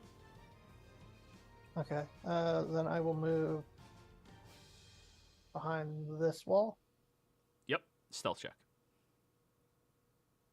And due to the weather and me being a Gloomstalker, do I have advantage on this stealth or no? To any creature that relies on dark vision to see you, you are invisible, correct? That's the ability? Correct. All right, these are humans. They don't rely on dark vision to see you. Okay. Because they don't have dark vision. They're blind as shit when it's dark outside. But right now, everybody's blind as shit because it's really obscured. So yeah, you have advantage on your stealth check. Okay. 26. Yep, nobody sees you. Argon!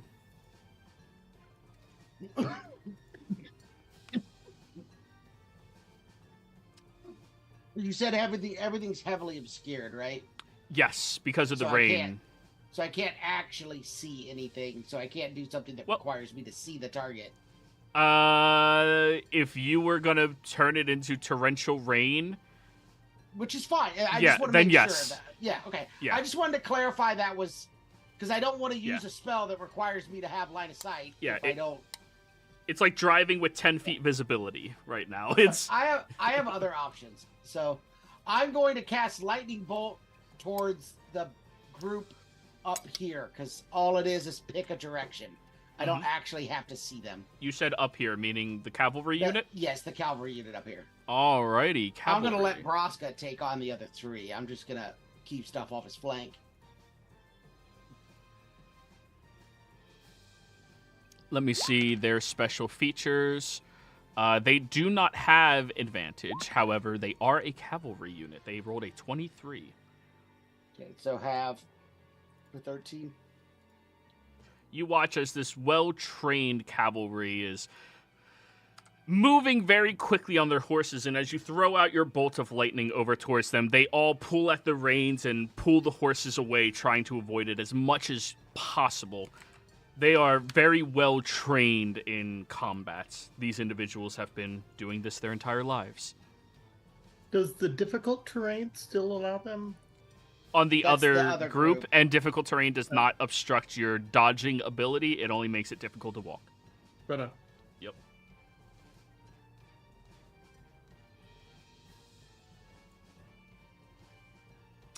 That's my Alright. turn. Braska, you're up. All right, I'm gonna rage, and I already did the line thing, so I can get up to here. Yep. Then I'm gonna hold my action until something gets hittable. Alrighty then. Cavalry unit. 45. Argon, backline. The unit comes riding and galloping, leaping over the flames, and you watch as all of them start pushing all the way through here, and they are going to be swinging their swords down upon you, Argon. 20 to hit. I will shield. All right. As the blades of this cavalry come flying, you throw up your defensive mechanism, and you watch as many different blades start flying and moving over. However, you are still within range of their trample. Okay. So each creature within 10 feet of the target after the cavalry... Wait. Before attacking, they can trample through the area. Yep, that's what they're doing. So they move 45 to get here. They'll end their turn over here. So I need a strength saving throw from you and from Fordrum. Oh, I'm so glad I moved away. Alrighty. That is 22 points of bludgeoning damage to you, Argon. And falling prone. While Fordrum takes half of that, down to 11. And because they are a cavalry unit, they are not capable of attacking the same person with their single attack. So, Fordrum, you get the second attack. 15 misses. yep. Alrighty. The next cavalry unit, where the fuck's my calculator? So that's 60 divided by 5 is 12 feet of movement. So we round up to 15. 5, 10, 15. And they'll start going down. 5, 10, 15 with their dash.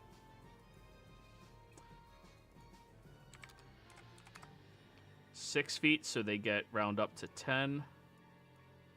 5, 10. And the archery squad is immune to difficult terrain. That was the special thing that I had you roll for me, Braska. Thanks. Yay! Yeah. So that's going to be 40 feet of movement over to here. Actually, no, that'd be stupid. They're going to move up and stay behind the shield soldiers. And the other fun thing that the archery gets to do is they don't make attacks. They do volley strikes.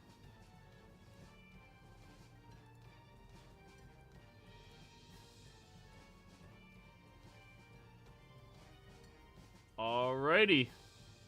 So what happens if they center it there? Wait, how far can we get from you? 30. Yep, that'll hit everybody.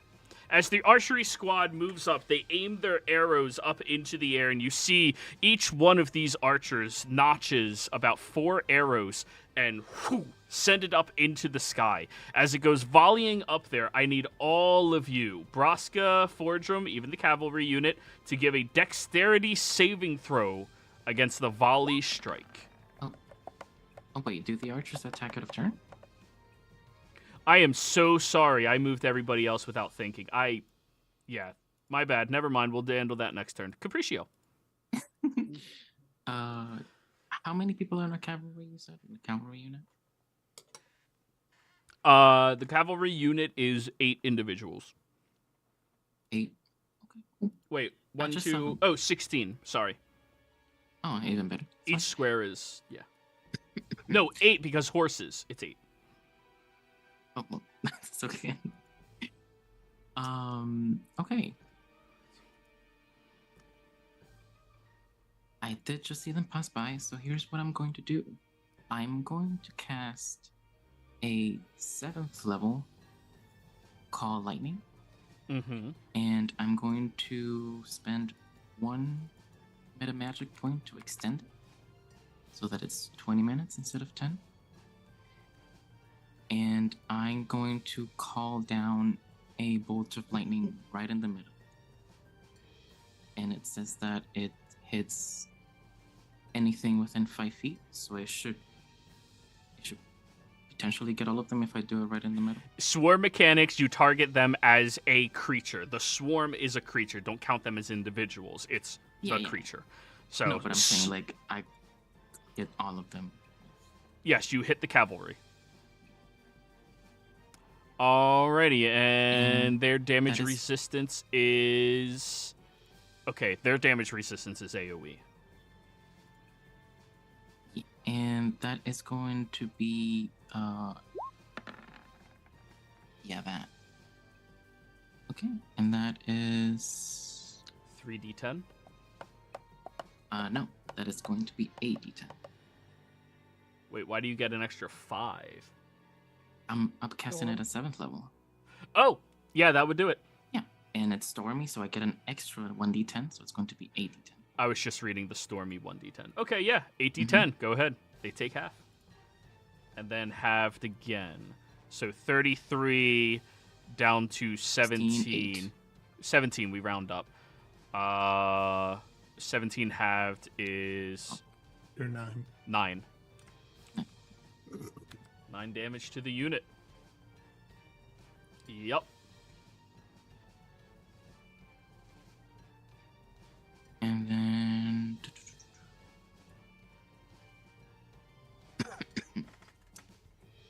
yeah, that's gonna be it for me.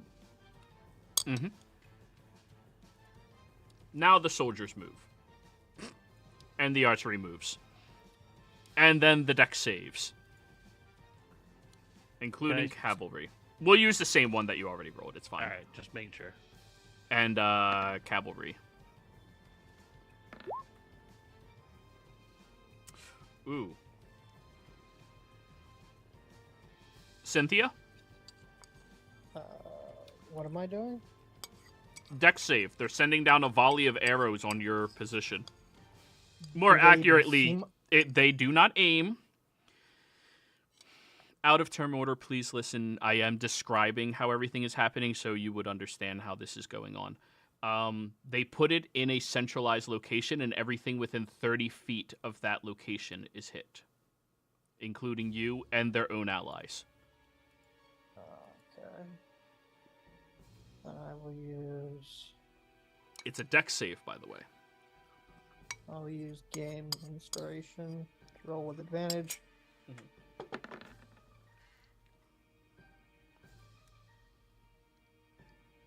Yeah, you're successful.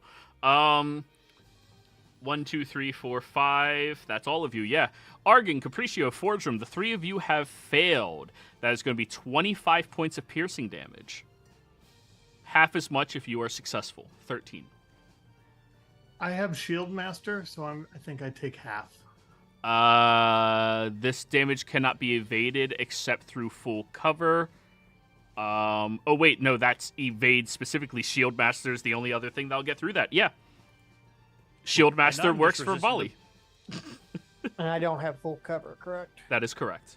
So how many points did you say? I'm sorry. 13 for you, 13 for Braska, and then 7 for Braska. And then everybody else, 25. I owe you 2 concentration checks. One for the cavalry and one for the... Thank you. I don't remember what the damage was on the cavalry's charge. Was it 20? 22, so only 11 is so the I'm DC. fine. Okay. And then the archers... I'm fine. Okay. Alrighty, and that was their first volley. Now they have to do their ready volley, which is... Oh, wait, no. They were moving up, so they already have ready volley. Yep, another round of volley. Another deck save, everybody. So they get to do twice. Yeah. It's a squad of individuals. They are unloading arrows into you guys.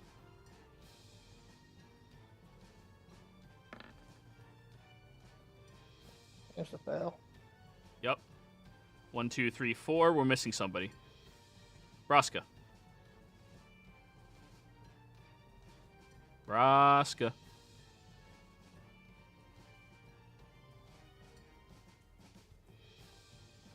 Braska. You're muted if you're there. I think he AFK'd or something. Alright, let me just open a sheet and roll for him.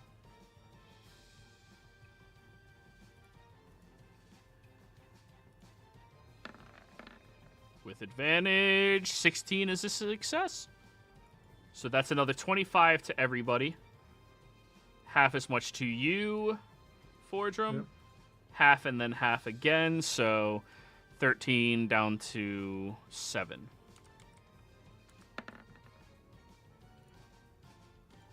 Good on con I'm saves. fine on concentration.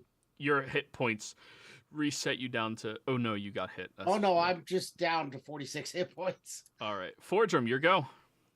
Hey, you just did 50 damage.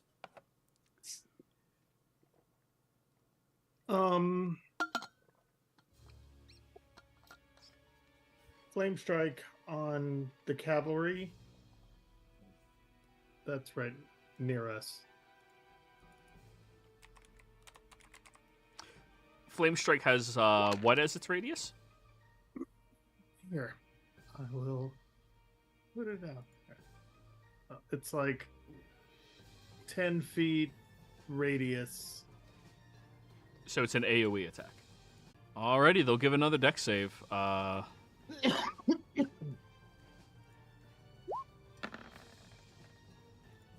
are Jesus. successful. So they take half damage. Yep. For both, or for one. They take half damage. Half damage. For all of it, yeah. So. Alright, 8 and so 5.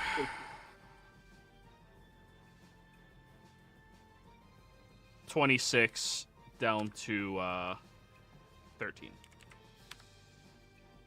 AoE damage, though, so. There we go. All done, Fordrum? Yep. Alright. Cynthia.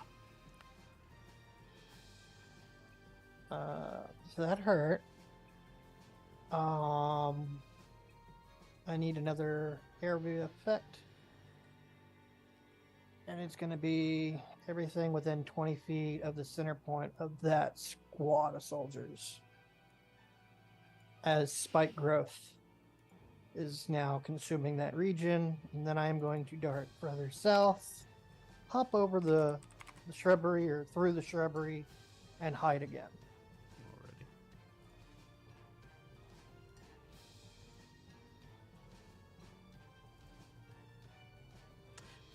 What's the radius of spike growth? That's 20 feet. 20-foot radius centered here? Yeah. Alright. And for Cynthia, that is blue. It's a pretty big area. I know that. Yes, it is.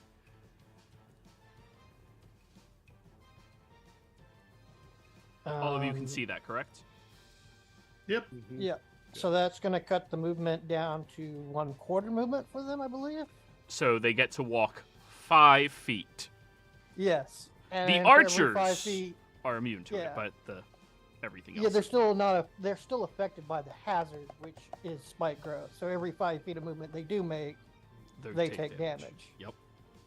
I'm just punishing the soldiers who are traversing, and I'm going to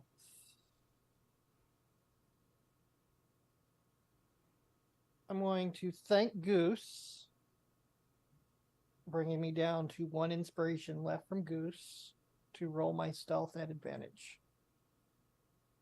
Or wait, do I already have it because of You the... already have advantage. It's heavily Okay. obscured. Everybody's practically blind.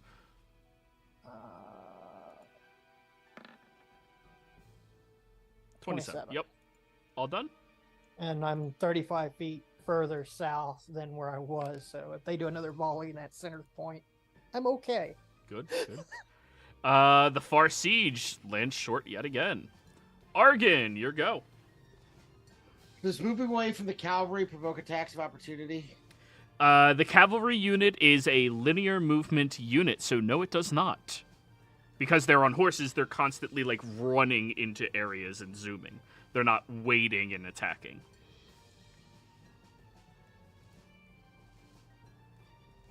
Alright, I'm gonna cast a lightning bolt through the...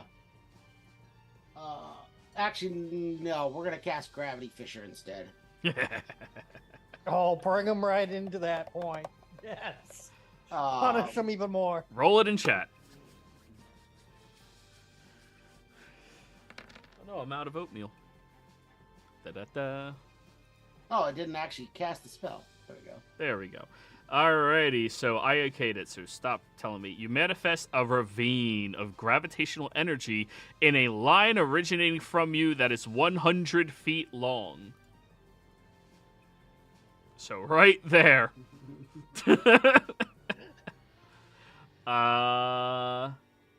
Constitution saving throw, it takes 8d8 force damage and pulled towards the line until the creature is in its area.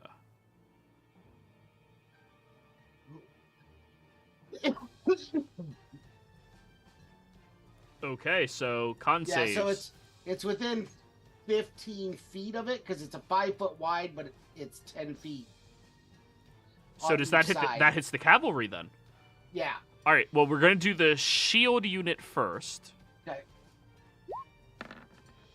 Now, keep in mind this is a unit of soldiers helping one another right now. That is why they have really good things at what they are really good at. Okay. I rolled the damage. It was 29, so 15. Right. Archers roll con. 7. Ooh. Cavalry rolls con. They're good at con. Oof. All right, 29 halved down to 15 and 15, and then 30. Does it move the archery squad at all? No, they would already be within the path of it. Nope. The cavalry unit would shift more Here, to the right. draw the line through exactly where you would put it, and hold it there for me. I guess it would be here because I want to hit them. All right, I'm moving the unit so it's directly through. So it does pull some of them in, so it moves them there. And that would cause them to take damage from spike growth. Because it's forced movement, that is correct. The shield soldiers, that was perfectly through, so no. Yes. So the archers move 10 feet through the spike growth. So roll 2 instances of the damage. Alright, I'm just gonna... Okay, it's 2d4. Oh yeah, also So- the 29 damage on the archer squad. Here is the 4d4 damage. 9. 9. 152. Gotta punish them somehow. Yeah. Neither of which requires line of sight, just in range. 80%. That is just shy. Oh, unfortunate. Okay. All done, Argon? That's it. Braska. I need Braska to deal with the cavalry unit. That is correct. I'm moving in to start smashing them up. Go for it. All right, Reckless. Sure. Oh, yeah, it is. There we go.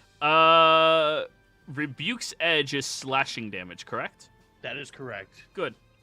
plus an extra 2d10 because brutal critical. Let's go. So 21 from the first one. 16, 20, and then 15. Nice. 169. That's enough to move them down a size category. They will be dealing less damage now. Aw. As you run in there, raging, screaming with your sword, and you immediately slide in and hack off one of the heads of the horses and the man riding it in one swoop, and then immediately slashing down at another one of them, now finally engaging into your deepest fantasy, Braska. All done? Yep. All right, cavalry unit. We'll start with the one directly in front of you. This sword attack gets a -2 to hit, okay? But it is at advantage. Oh, that was so close. That'll hit. Alrighty, so... Alright, that'll be...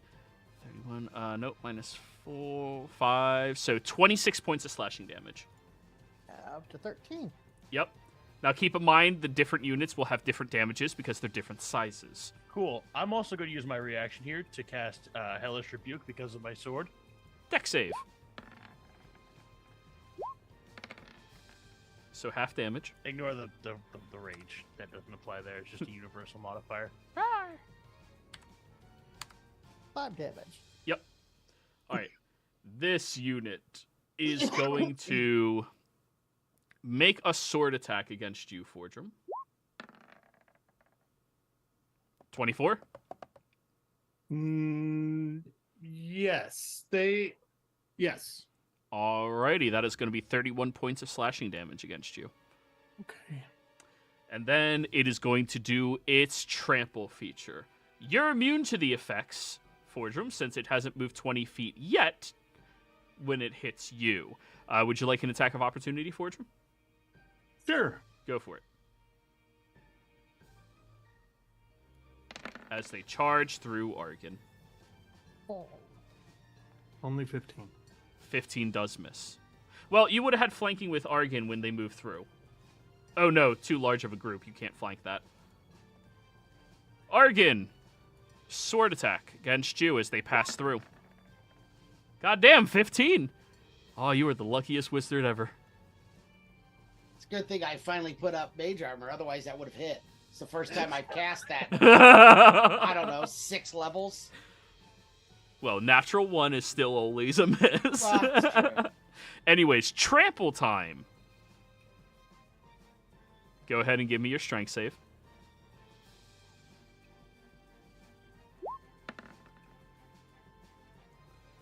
$13 is going to be a failure. You fall prone and take 22 bludgeoning damage. I'm going to use my reaction to do Stone's Endurance. Alrighty. Yeah, not bad. So, only 10. Alrighty. It's really good, actually. Right. Yeah. That was awesome. And I am fine on the con save. I figured as much. You have to roll. I don't jump out, but I got to roll it. Yeah. Keep that weather going. Yep. Capriccio, your turn. Okay, I am going to move forward a little bit to here. Uh-huh.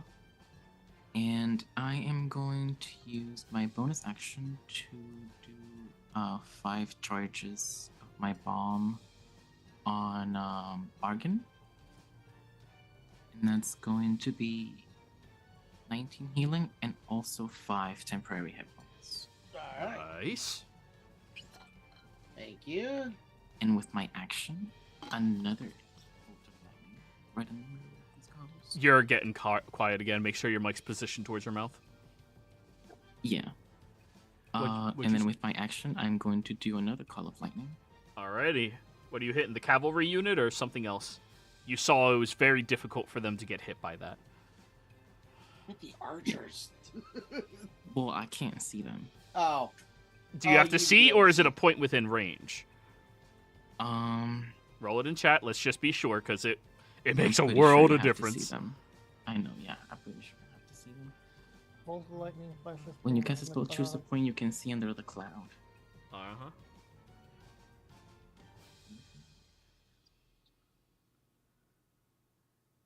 If you're outdoors in stormy conditions, spell gives you control over the existing storm instead of creating a new one. Yeah. Unless that affects something, because it's an existing storm, it would be. Let me just read real quick. The storm cloud appears in the shape of a cylinder that is 10 feet tall and 60-foot radius. So it's a 10-foot cylinder, 60-foot wide area that you called forth. What was the area that you called forth? No. If you read the last part, there is an existing storm, and this spell allows me to control that storm. Alrighty. Yeah, so I don't create any cylinder or anything, I just use the weather as it is right now. Basically makes the range a lot bigger.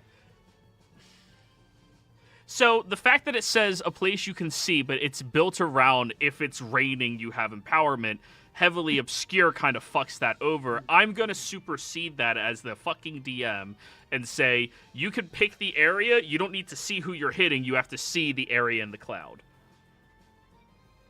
So if you have rough knowledge of where somebody is, you pick a place in the cloud and fuck those people underneath it. Because same instance, you would have to see the cloud if they're hiding behind a wall and fuck them behind the wall, right? Mm-hmm. So I'm going to allow it. So with that in mind, what would you say I'm able to affect? If it's on the map, you can see it with Call Lightning. That changes things. Yeah, if it's on the map, you can strike it, if you're aware of it being there. So what's your passive? 2020. Yeah, you would be aware of people shooting fucking arrows from an area at you. Even with your -5 from being in combat. Yeah, if that is the case, I'm going to drop the lightning on the archery squad. And that'll be an 8d10 on them.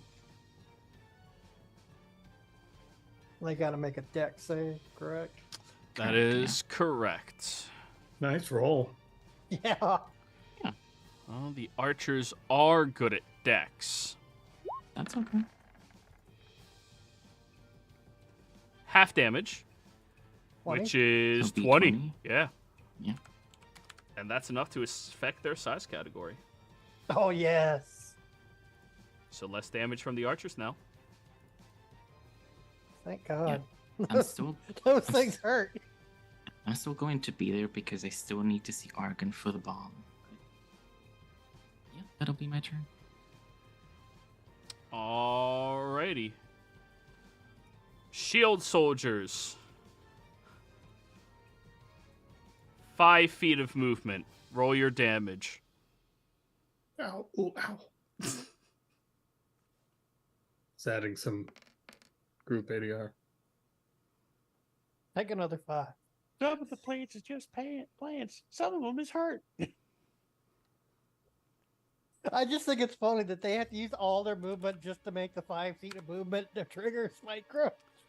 And then same thing for the archers, same 5 damage. Yeah. Ouch. Ooh, ow.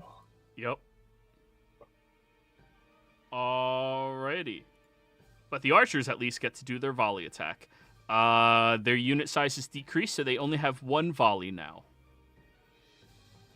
Alright, deck saves, everybody. I should be out of the range of it. They target a place within 30 feet.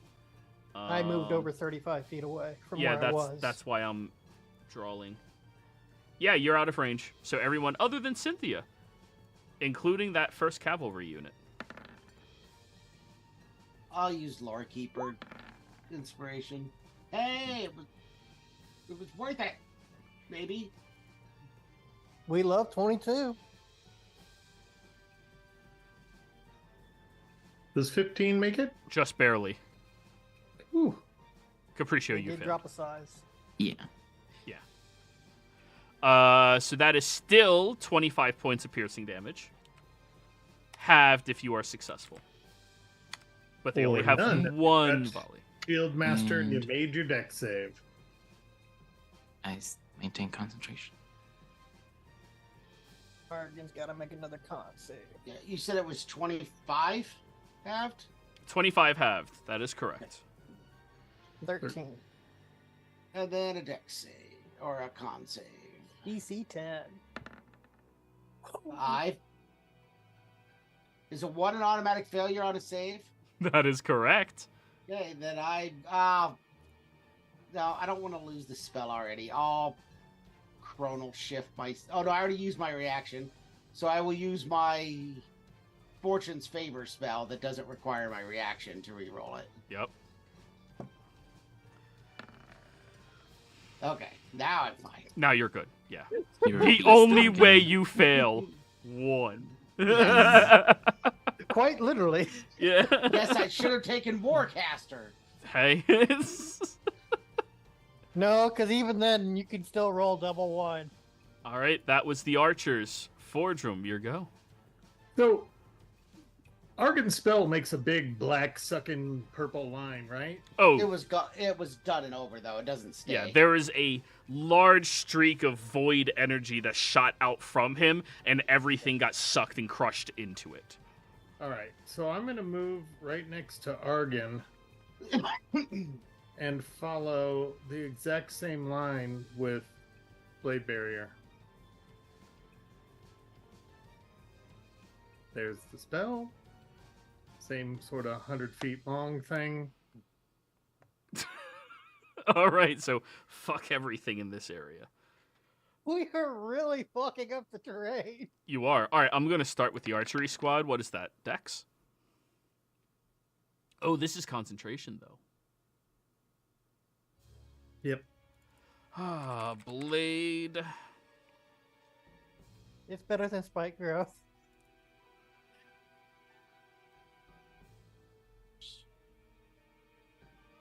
Just draw a physical line, please. I am. Okay. I am, except hold on.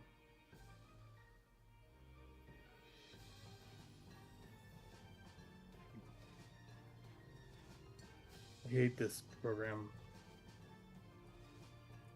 You could use the polygon line feature. Well, imagine that's it. Yeah, good enough. Thanks. Alrighty, archery squad. Dex, right?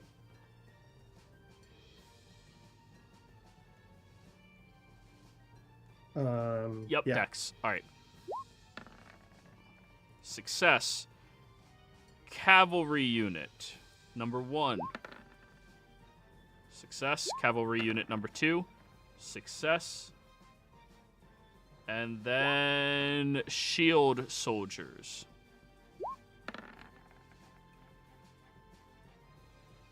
$20 is a success, correct? Oh Yes. yeah, 15's a success. Alrighty, so that's 31 half down to 16 for all. Vraska takes a quarter of that.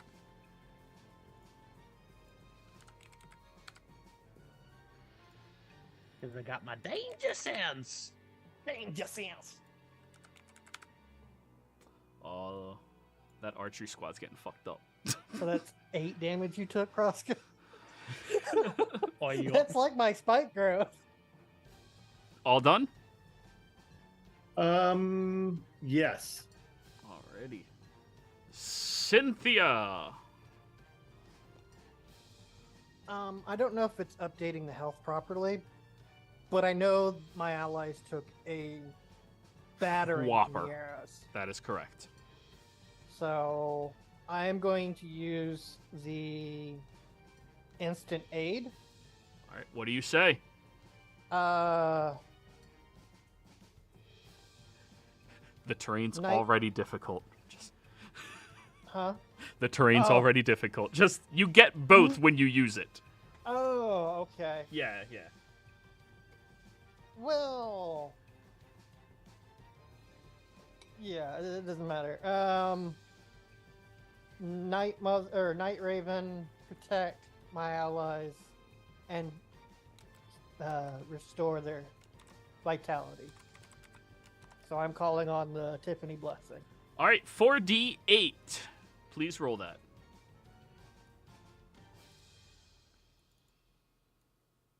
I've marked Tiffany as used.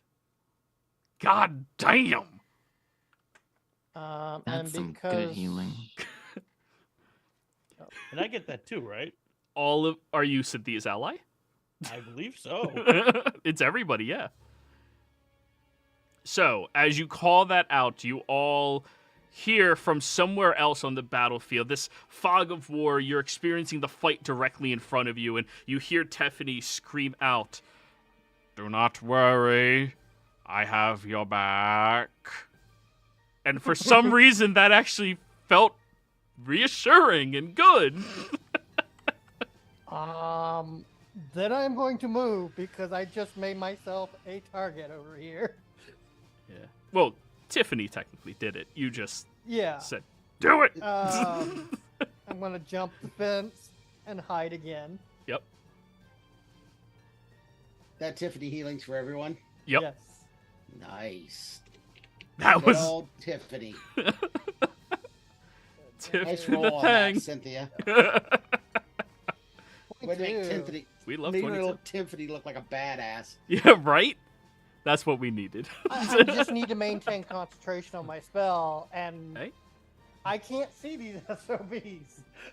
Nah, that's really good healing. That's 4 people by 28, 3, 6, 9, 12, like 112 It healing. almost put me back to full. Oh, 5 of you. Never mind. It was a lot more. All right. Then you're done. Ooh. D4 time. Don't be... All right, guys. You're on that level. You see more of these large projectiles coming down, and one of them seems to be falling very quickly towards the area you all are standing in. This is going to be a blanket bomb. I need dex saves from...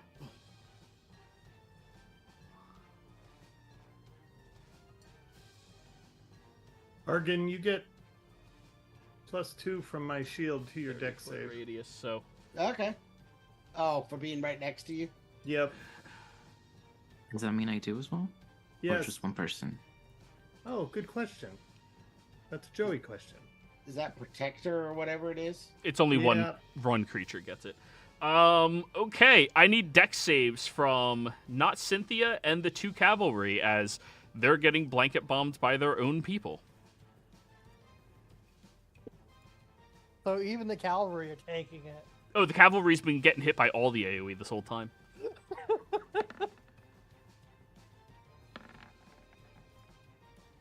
We do like 22. 20 for me, thanks to Portrum. All right, more fire there. More fire there. More fire here. Yeah, I figured healing y'all versus throwing another AoE out is going to be better. 1, 2, 3, 4, and then cavalry.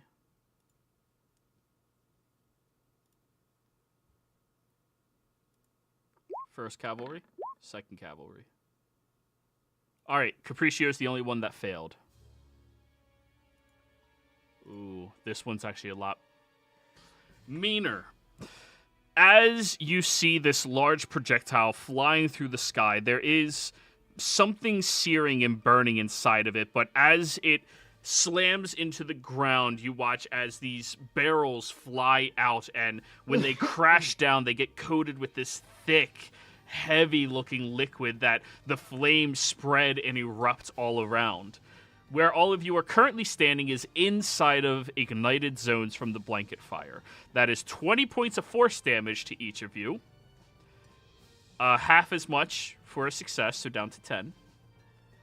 And when you start your turn inside the blanket bomb radius, you take an additional 20 points of fire damage. I am going to... Can I preemptively cast Absorb Elements since I'm going to be taking the fire? Or do I need to wait for my turn that I take that fire? Absorb elements lasts until the end of your next turn or the start of your next turn. Because Absorb elements is a reaction, so you could do that to the force damage, but force is I cannot do it to the force. Exactly, force is not elemental. Yeah, no, that's what I mean. Since I will be taking the fire, do I need to wait to actually You'll have take to it? react on your turn. Got it. to the fire damage. All right, that was the Far Siege. Argon, here you go. Thankfully, Yay. you got healed for quite a bit. From Tiffany. All right, Argon, you That's- started your turn. You took your 20 fire. Oh no. Yep. Any And space that is covered in fire that's terrain Oh type, yeah. right? All right. yeah, so if you move into that, I'll you're move also here. taking 20 fire. I'll move there instead then. Okay, yeah.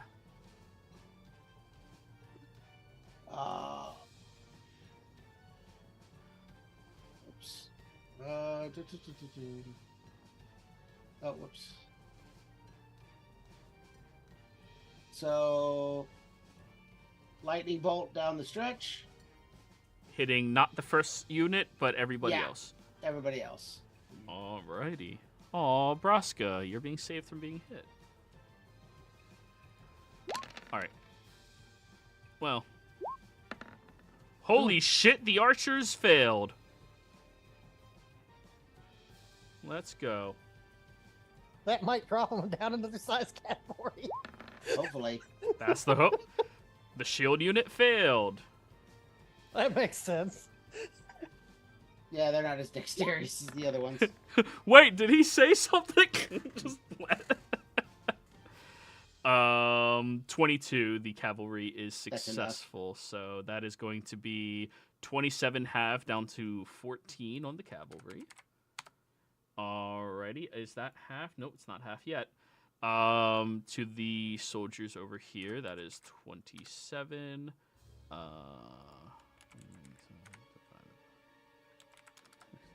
Is 75 on the dot. The shield soldiers get smaller. Archery squad.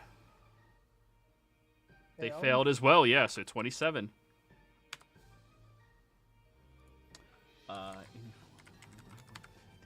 Is just shy of going down another category. All done, Argon? It's okay, I can fix them. Yeah, that's it. Braska. All right, so I'm immune to the fire. Yeah. But I Still do have to difficult take terrain. damage. I do have to take damage from Fordram's wall of swords thing. Yes. Dexterity save for half. I did not do that. But you still take half of everything, I think. Exactly. So 14 that's is what- yeah. still just barely a failure.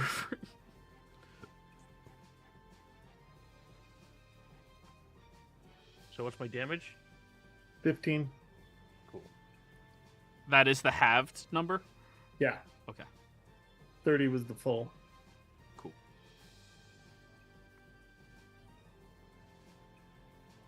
Okay. I'm going to move. I know Argon's been doing his thing, so I guess I'm gonna have to come up here, just because it's really all I can do without going through the blade wall still. I'm just gonna keep on hitting him, reckless.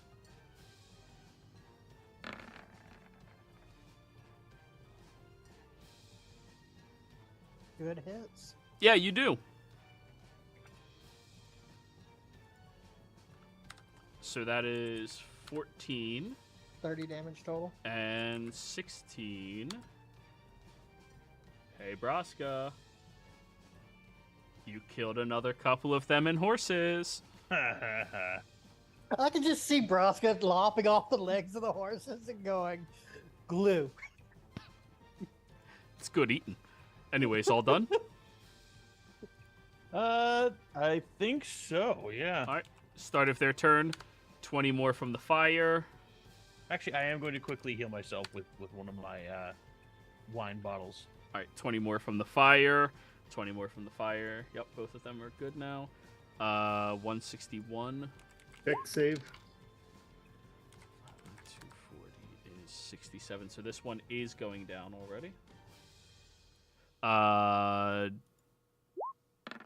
We're doing the first one towards you guys. Failed. And second one successful. So 15 to the second one. Oh, 15 and 30. Yep. I think it was like there. So there we go. And 30.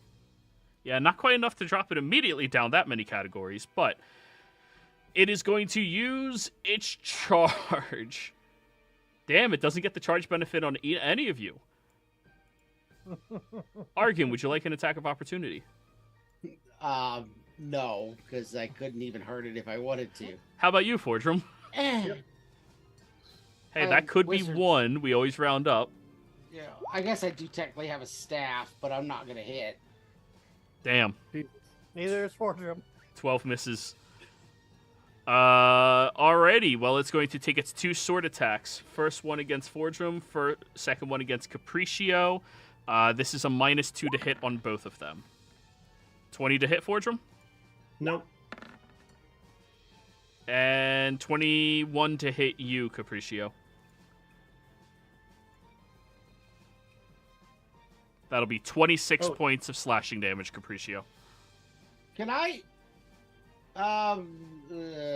What's its roll? Never mind. I'm assuming I can't temporal shunt them. No, there's too many of them. Yeah, that's what I thought. Until That's they why I get haven't- down to the unit size of 1, then you can, but... That's why I haven't been doing it. Alright. Otherwise, I would have tried to protect Capriccio there. This unit's going to charge through here and attack Yeah, you the fire. once, Braska. This is a -4 to hit, so 26. It still hits. Okay. And that is going to be 21 points of slashing damage. After 11. To 11. All right, Capriccio. And then what's the trample thing? It doesn't do it because it didn't move 20 feet before attacking. Oh, okay. Yeah. Capriccio, start of your turn. Fire damage is about to happen, and... Yes, absorb elements. Yep, so you only take 10, so you're still standing. Yes. Luckily. Mm-hmm. As my bonus action, I am going to use. Well, I'm going to move first. And the cavalry then, cannot take attacks of opportunity. Yes. I'm going to use 5 charges of my bomb on myself. Okay. It's a bonus action.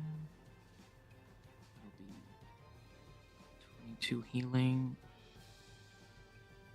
And 5 temporary hit points. And then with my action, I am going to drop another bolt right here, which will affect both the archery squad and the shield soldiers. All right, archers first. Yeah, they're good.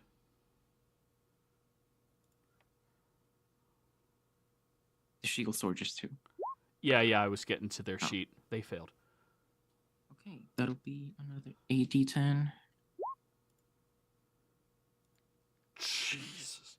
I was Alright. going to get to average at least. Well, that will shift them a level Yep. because they were just on the verge of dropping. Yep. Shield soldiers. No, they're not quite there yet, but the archers, The are. archers. Yeah. Even though they are the size category of 1, there's multiple of them still in there. It's like 2 or 3. And then Damn. I'm going to fly up 12 feet. Stop getting run over. Yeah. Good strategy, Cotton. All right, shield soldier from your wall, deck save. 15 is a success, Fortrum? Yes. So half Yeah. damage is 15. All right, they will spend all of their 5 feet of movement trying to get away. And take another 5 points of piercing. And they're still within the range of your wall, I believe. Yep. All right. Archers, deck save. Yeah, they're probably going to succeed. Yeah, they succeeded. So 15 as well.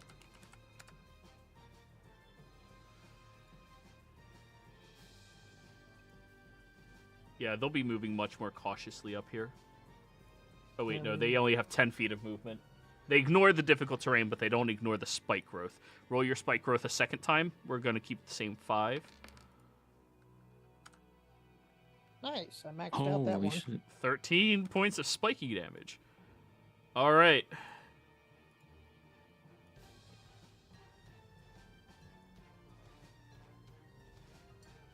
Braska, Argon, Fordrum.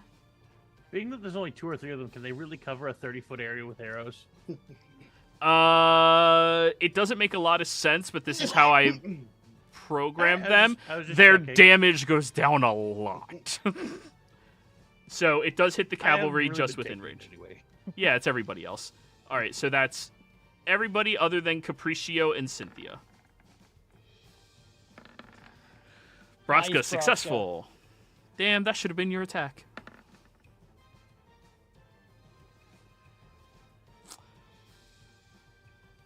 Oh, the rest are me. 13 is now a success, by the way. Hey! Did you know that they get weaker when they don't have as many people? Yes, that's why we've been pounding at those guys specifically. It's the reason why I just said, no, you're not allowed to move. God damn, my fucking cavalry sucks right now. Alrighty. Well, everybody, that's the the only way volley they're gonna fail. damage. The volley damage is 13 if you failed. 7 if you're successful. And the cavalry takes half because their special ability Da, da, da, da, against da, area da. effects. Yep. Da, da, da, da, da, da, da, da, da. 13. Oh, no longer 69. All right, that is the archery squad. Fordrum. Con saves for spells. Anybody? Oh, yes. I'm good. Good. All right, Fordrum, your turn. Shoot. I've got people that need healing. You're in fire, but you're immune, right? Yeah. Yeah, start of your turn. Ooh. Hold on, I need to see range on something. 1 second, sorry. Also, my building manager called me and left a voicemail. I'm just going to listen to that real quick. Sure.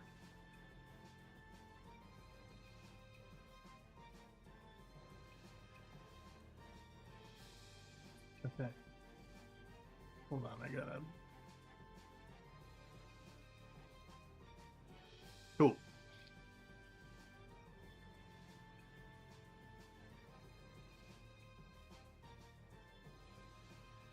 I pull out and read a scroll, and I cast Mass Cure Wounds and give 16 points to both Argon and Capriccio. You can also do it to yourself, can't you? Oh yeah, me Yeah. too. Yeah, take the Forget about healing. Thank you. I love that for us. Yeah, Wait, right. am I affected by that too?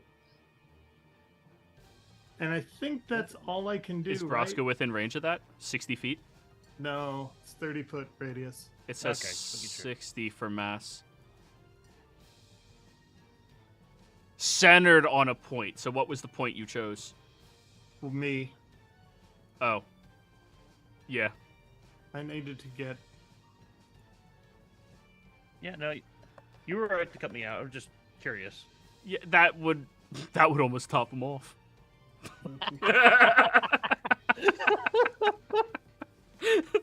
Fucking Braska. Just Are send these guys him even hitting me? send him to the next 2 maps on his own. You guys take a short rest. Just And then I'm gonna run by Argon's side to protect him again. And I think that's it. I can't use my second attack and throw my hammer, though, can I? No, you cannot. I didn't That's think your so. other character. Right, I know. All right. 90 feet. I'm just never sure with these returning weapons, so. Yeah. All right, that's what I got. Let's go, Cynthia. I'm going to start darting through shrubs here so that I'm within 60 feet of where I want to place this. I take one of the copper balls that Fordrum had made, flick it in the air, and then all of a sudden that tiny little ball turns into hundreds of tiny little balls as I conjure barrage against my foes that are in the spike growth. Fuck those guys in particular. Exactly. All right, Archer Squad first. Dex save. Not cavalry, the others. Oh, that's a failure. You keep nat wanting on those guys. Bruh, Actually, no, the shield soldiers have yet to roll a nat 1. No, I'm talking about the archers. Yeah. The archers Oh. and the cavalry keep rolling that one. And we appreciate it. Yeah, you're Oh right. yeah, we love it. I felt bad about the beginning of the fight. Nah, I don't cheat. I'm not pulling punches. If y'all die, y'all die. So yeah, they Thankfully, failed. This doesn't require concentration. Hell yeah. So go ahead and send your barrage out. What happens to them? Roll it. It is. Apparently the person above me, they have a leak and they're like, "Are you leaking?" No.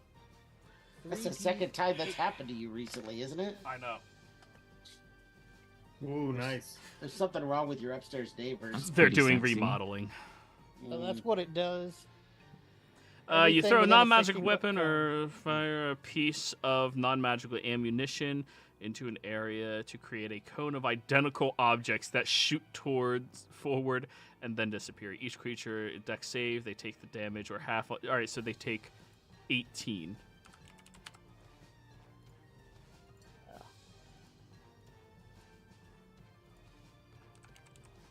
Well, their size category And can't it's get 3d8 bludgeoning. Yeah, against the shield soldiers, that doesn't matter. But good distinction, because it will matter against certain damage Yeah, types. that's why, like, some targets, like skeletons, are immune to piercing. You could have just literally thrown a copper piece and let it do that. No, it has to be ammunition. Listen, flavor always I wins, in my understand. opinion. Like, you have a Fordrum, everything is ammunition if you try hard Yes. enough. All right, But all it's done? like I couldn't shoot my bow to do it because my bow makes it magical ammo. All right, we all done? No, Mm, I just did a lot of damage to them. that's I your am action. going to use Blessing of the Raven. And I am going to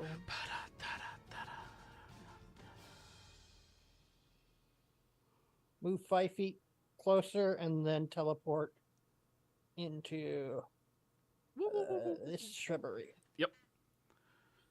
Ignoring your own difficult terrain.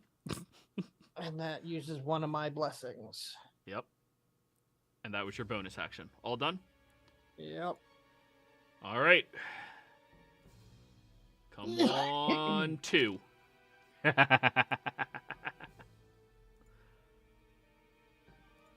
See, I told you I'm not pulling punches, everybody.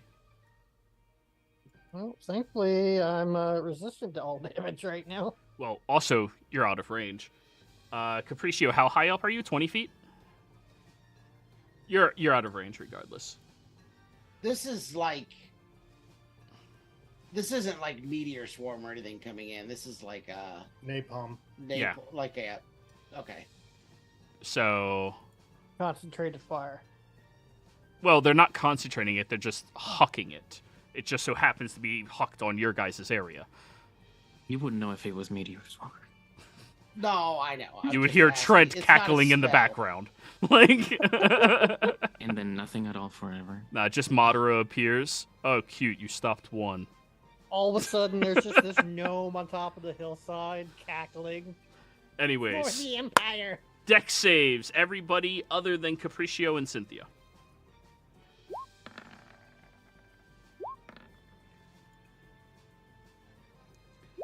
Cavalry units.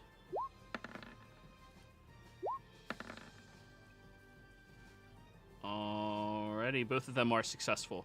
Braska failed. Forge Room failed. Argon successful. That is...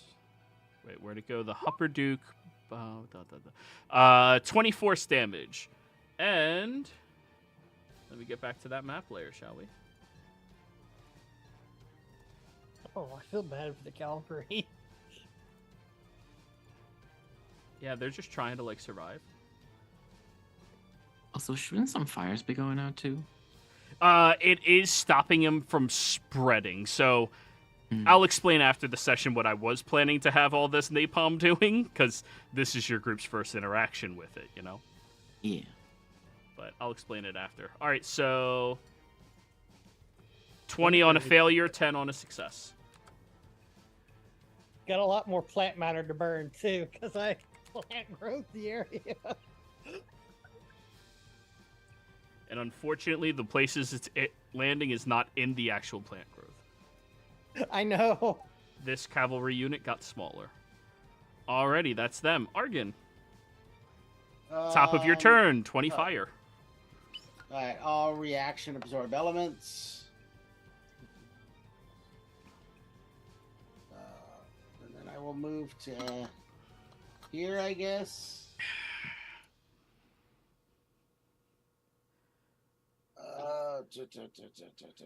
I still can't see anything because everything's heavily obscured. And now it's steamy from the fire and the rain, and through the fire and the flames you will carry on. I guess I'll cast another lightning bolt through him. Alright, draw.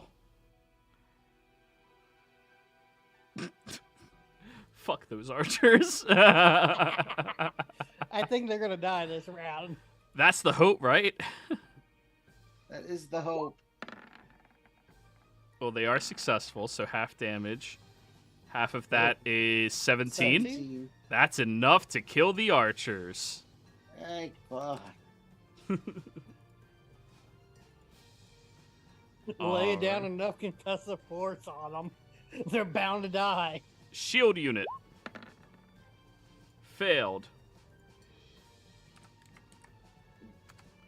They officially have to get smaller. At least I know where I can get some more arrows.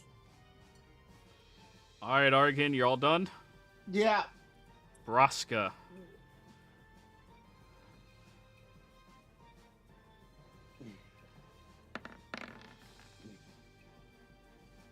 $26 hits, 25 hits.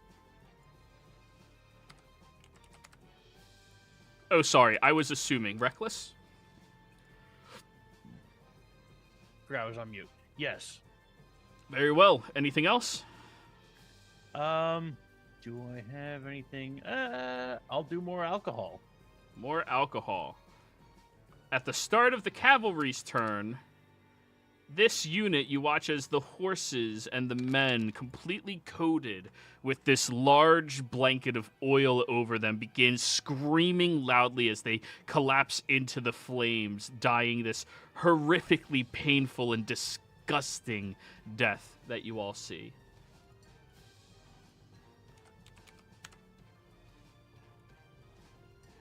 Ah! I goad the other ones. Come here, bitches! Come get me! Argon. Yes. They charge at you. Everyone in the Empire knows who you are. And that's their Evidently. full charge.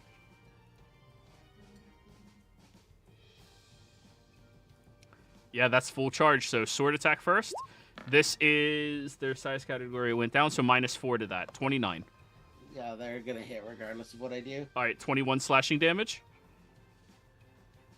Okay. And then strength save for their trample.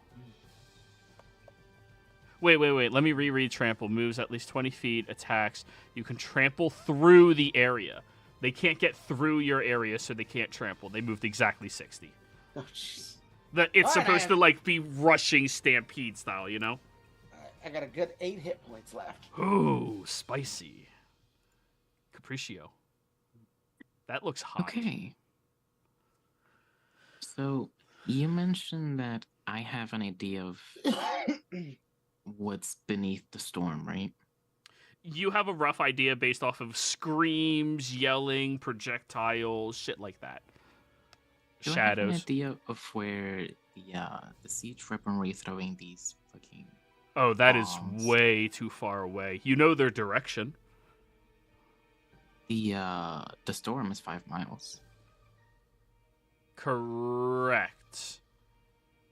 If you would like to use your action to roll a survival check, I will allow that. And then starting next turn, you can start hitting it.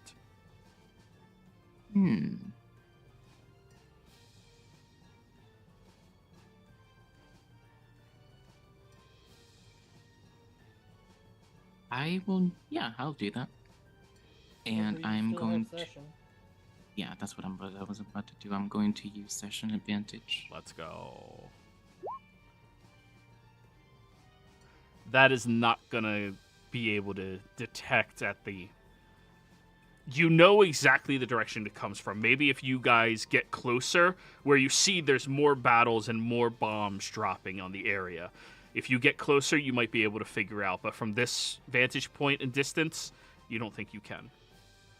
What's the general direction of them? East of you. Almost directly east. Sorry, east, northeast. Okay.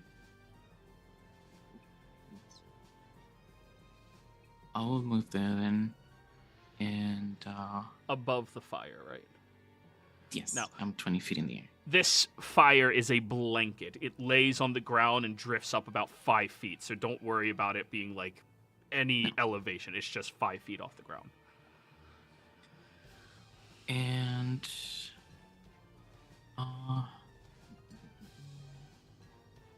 I'm going to cast a 4th level healing word on myself. Mm-hmm.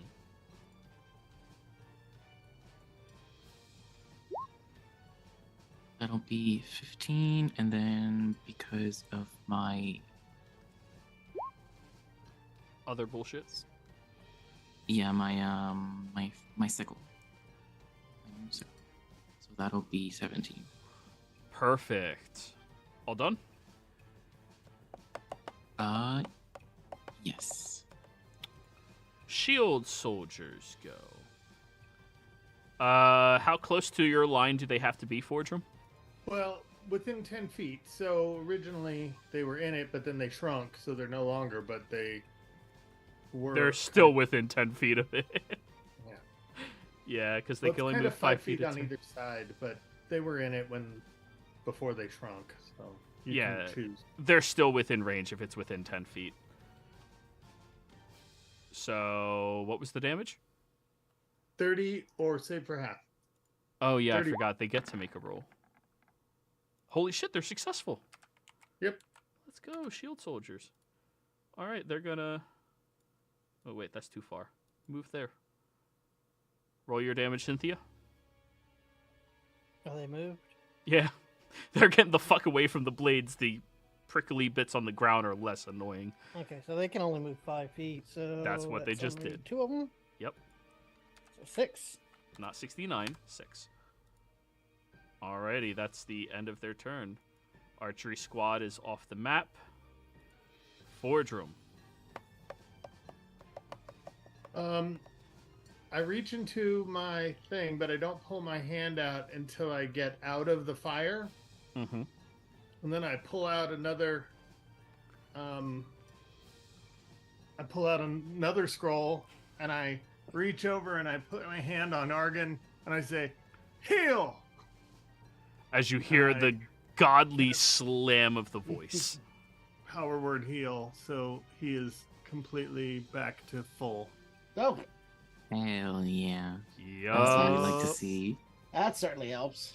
It sounds like the strike of a hammer against an anvil as he says the word, and that blazing heat on your back. Okay, you are healed.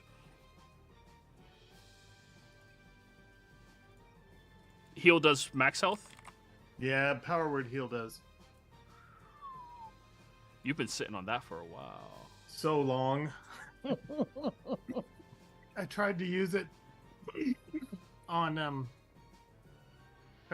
Sinclair, but He was dead. He was already dead. Yeah. All of that work.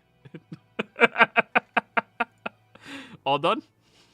Yeah, I can't do anything else. Cynthia, your go. Well, these things are trying to get out of my spike growth. If you lightning lore, I'm gonna be so pissed for them. If I what? Lightning lore. Just... It drags them Uh, 10 feet closer. Just Oh. No. I'm gonna do something to keep it more evil. I need you to move that spike growth back in the center of them. I'm casting it again.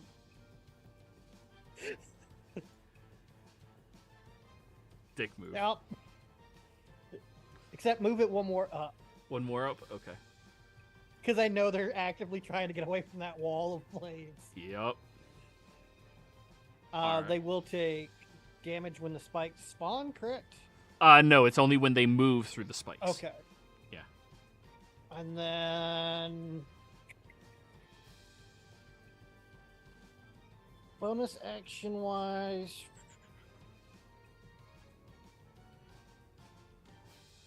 I want to... I've been observing their shield soldiers this whole time. Yep. I would like to use insightful fighting against them. To... Once their size category goes down one more time, you may do that since it's a single target ability. I was just trying to get a gist of how they fight. They use the shields to try to give each other like full cover and anybody behind them as well. Oh, It has not worked against lightning bolt or gravity fissure or anything that I'm more permeates in using the it- area. Yeah, I'm more using it as a determination of what it does, what their abilities are. Oh, they hold up shield and they try to stop physical things from passing through. That's what they've been Okay. doing more or less. They also have halberds, but they haven't been able to get within 10 feet of anything. Then I will move back 35 feet back into my They extra thick foresty. They've moved a total of 20 feet this entire combat. Yeah. Alrighty, Far Siege turn. What are the odds I roll another 2? Okay, not you guys. Argon. It could be the cavalry back there.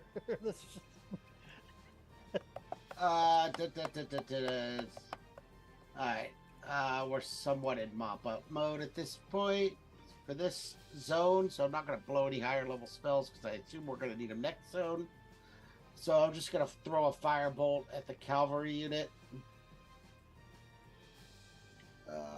Actually, I'm going to move to like right here because that's close enough that I don't think they can trample me anymore.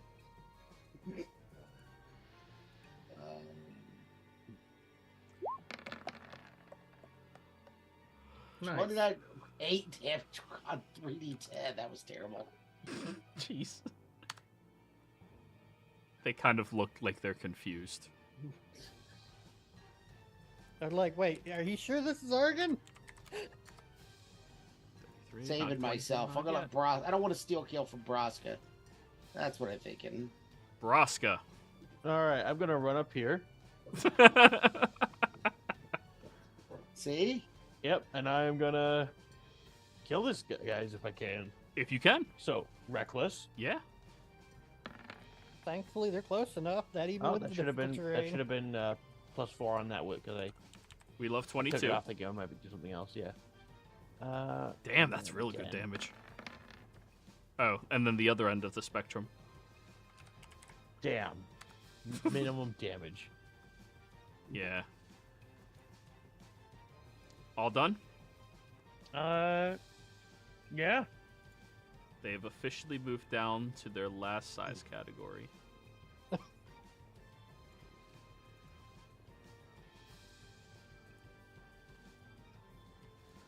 Hey, Braska, Fordrum, attacks of opportunity?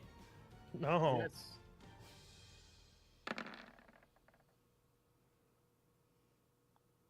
Oh, they're not moving either. This is Raska, Sentinel. Braska doesn't have Sentinel, does he? Nah, he's Nope. never had Sentinel. Oh, I Yeah. thought he But did. 23 points of damage for me. Yeah, that's pretty good too. It's better than Sentinel. 11 from me plus 8 plus 20 total.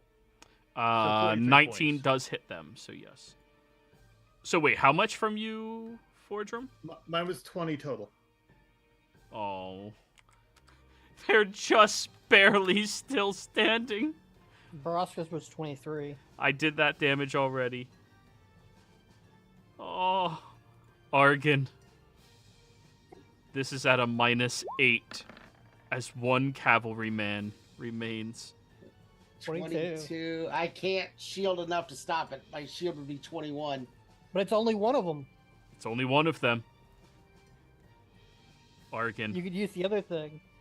14 points But of it's only one of slashing them. damage.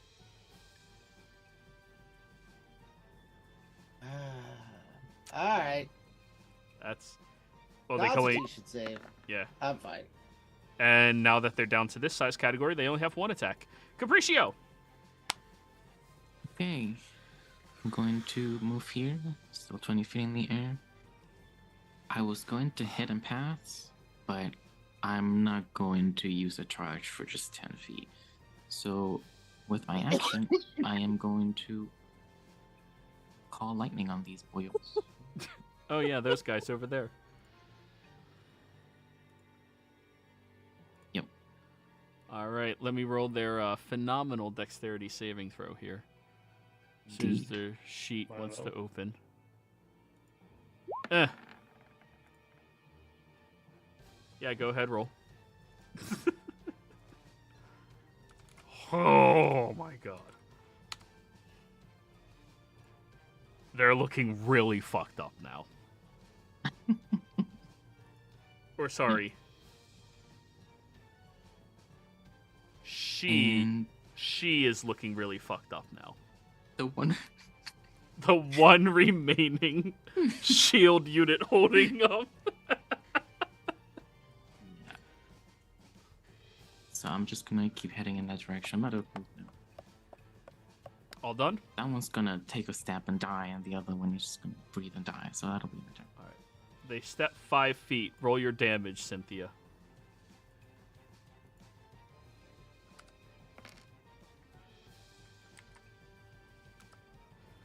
Yep. 4 more. And now that they're the sole survivor, they can actually dash. Roll it again. If they were smart, they would just stay put. No, that sounds a lot And they- scarier because the lightning. Like, They would die anyway. you I'm have The gonna bad just let thing them is stand the there. terrain is technically camouflaged by the plant growth. Oh, it's horrible. They don't know where it ends. All right, Fordrum. All right. I throw my hammer from there while At who? the cavalry. Oh, that misses. 16 misses. Okay, well then I catch it as I close, and I'm gonna hit him again. 23. Fordrum, how do you want to do this? The first one throws, it goes past his head, and he's like, "Ha! Missed!" And as I'm stepping, like charging towards him, I leap up, I catch it in my hand, and I smack him again with it. Not this time. So, as he thought he avoided the dwarf wonder, you crash down on top of his head. And he cripples down, and the horse goes taking off running. All done? Yeah. Can I try and grab the horse? You can attack of opportunity it, but you cannot really grab it. Okay, then no, I'll let it go. I just didn't want it to go running into the fire, but I guess it'll. Oh, no, it's... Yeah, it has survival instinct. Not being here is its survival instinct. Cool. All done? Yeah. Yes. Cynthia, you see the lone survivor. It's only when I'm near the blade thing that I have to make it. Yeah, If you start your turn or enter within 10 feet of it. I'll Can I just enter. stop concentrating on it? Yeah, you can do that as a free. Just done. Yeah, so it's gone.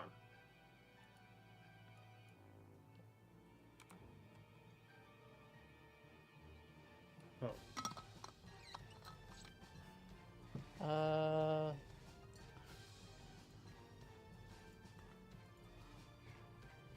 Yeah, I'm gonna get closer. So 5, 20, 75. Because I'm immune to the difficult terrain.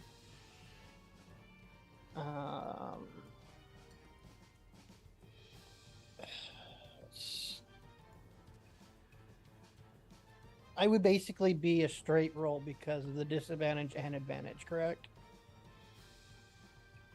Because of the obscurement? It always turns out to be, yeah. Yeah. Then I'm going to take aim, and as this last survivor is going, I'm going to shoot him in the knee. For my 4 words, I go, "Oh, look, there's Cynthia." Point over between. Except we sadly cannot see her. Mine Yeah. are shoot him in the dick. Grab his dick and twist it. Go ahead and shoot. So sharpshooter. Ooh, that misses. Shield units have high AC. Oh, Okay. because the shield. You don't say. It's like they do one thing. It's okay, she will die just from walking. Eventually. Stalker's Fury allows me to take that miss and attempt it again. Go for it. Okay, Yeah, that's still a first miss. attack missed. Yep. Second attack. 22. That'll hit. If they're all together, that would miss, but it's a lone survivor, so... Fuck, how do you want to do this? I just take out his leg. Her. She is the Her. lone survivor. Hey, women can be was. in the army. But I was going for a non-vital spot. So it's not lethal. Non-lethal, got it. She's going to be unconscious. So, And I will go drop the spike growth and then stabilize the wound. So, as you take out the last of these individuals, and all of you hear Fordrum's exclamation that, "Hey, look, there's Cynthia," you all take a moment to start breathing in the horrific nature of this battle, and though you walked away from this reasonably healthy, the tedious and exhausting nature of battle, you all now realize is going to be weighing upon you. As you look up ahead further across the area, and many of you on the cusp of your hearing hear more cavalry moving in, and you know it's your job to engage with them so they don't make it to the city. This is where we're ending the session, everybody. When we come back next week, you move on to the next map. Woo! We'll be right back. Nice. So yeah,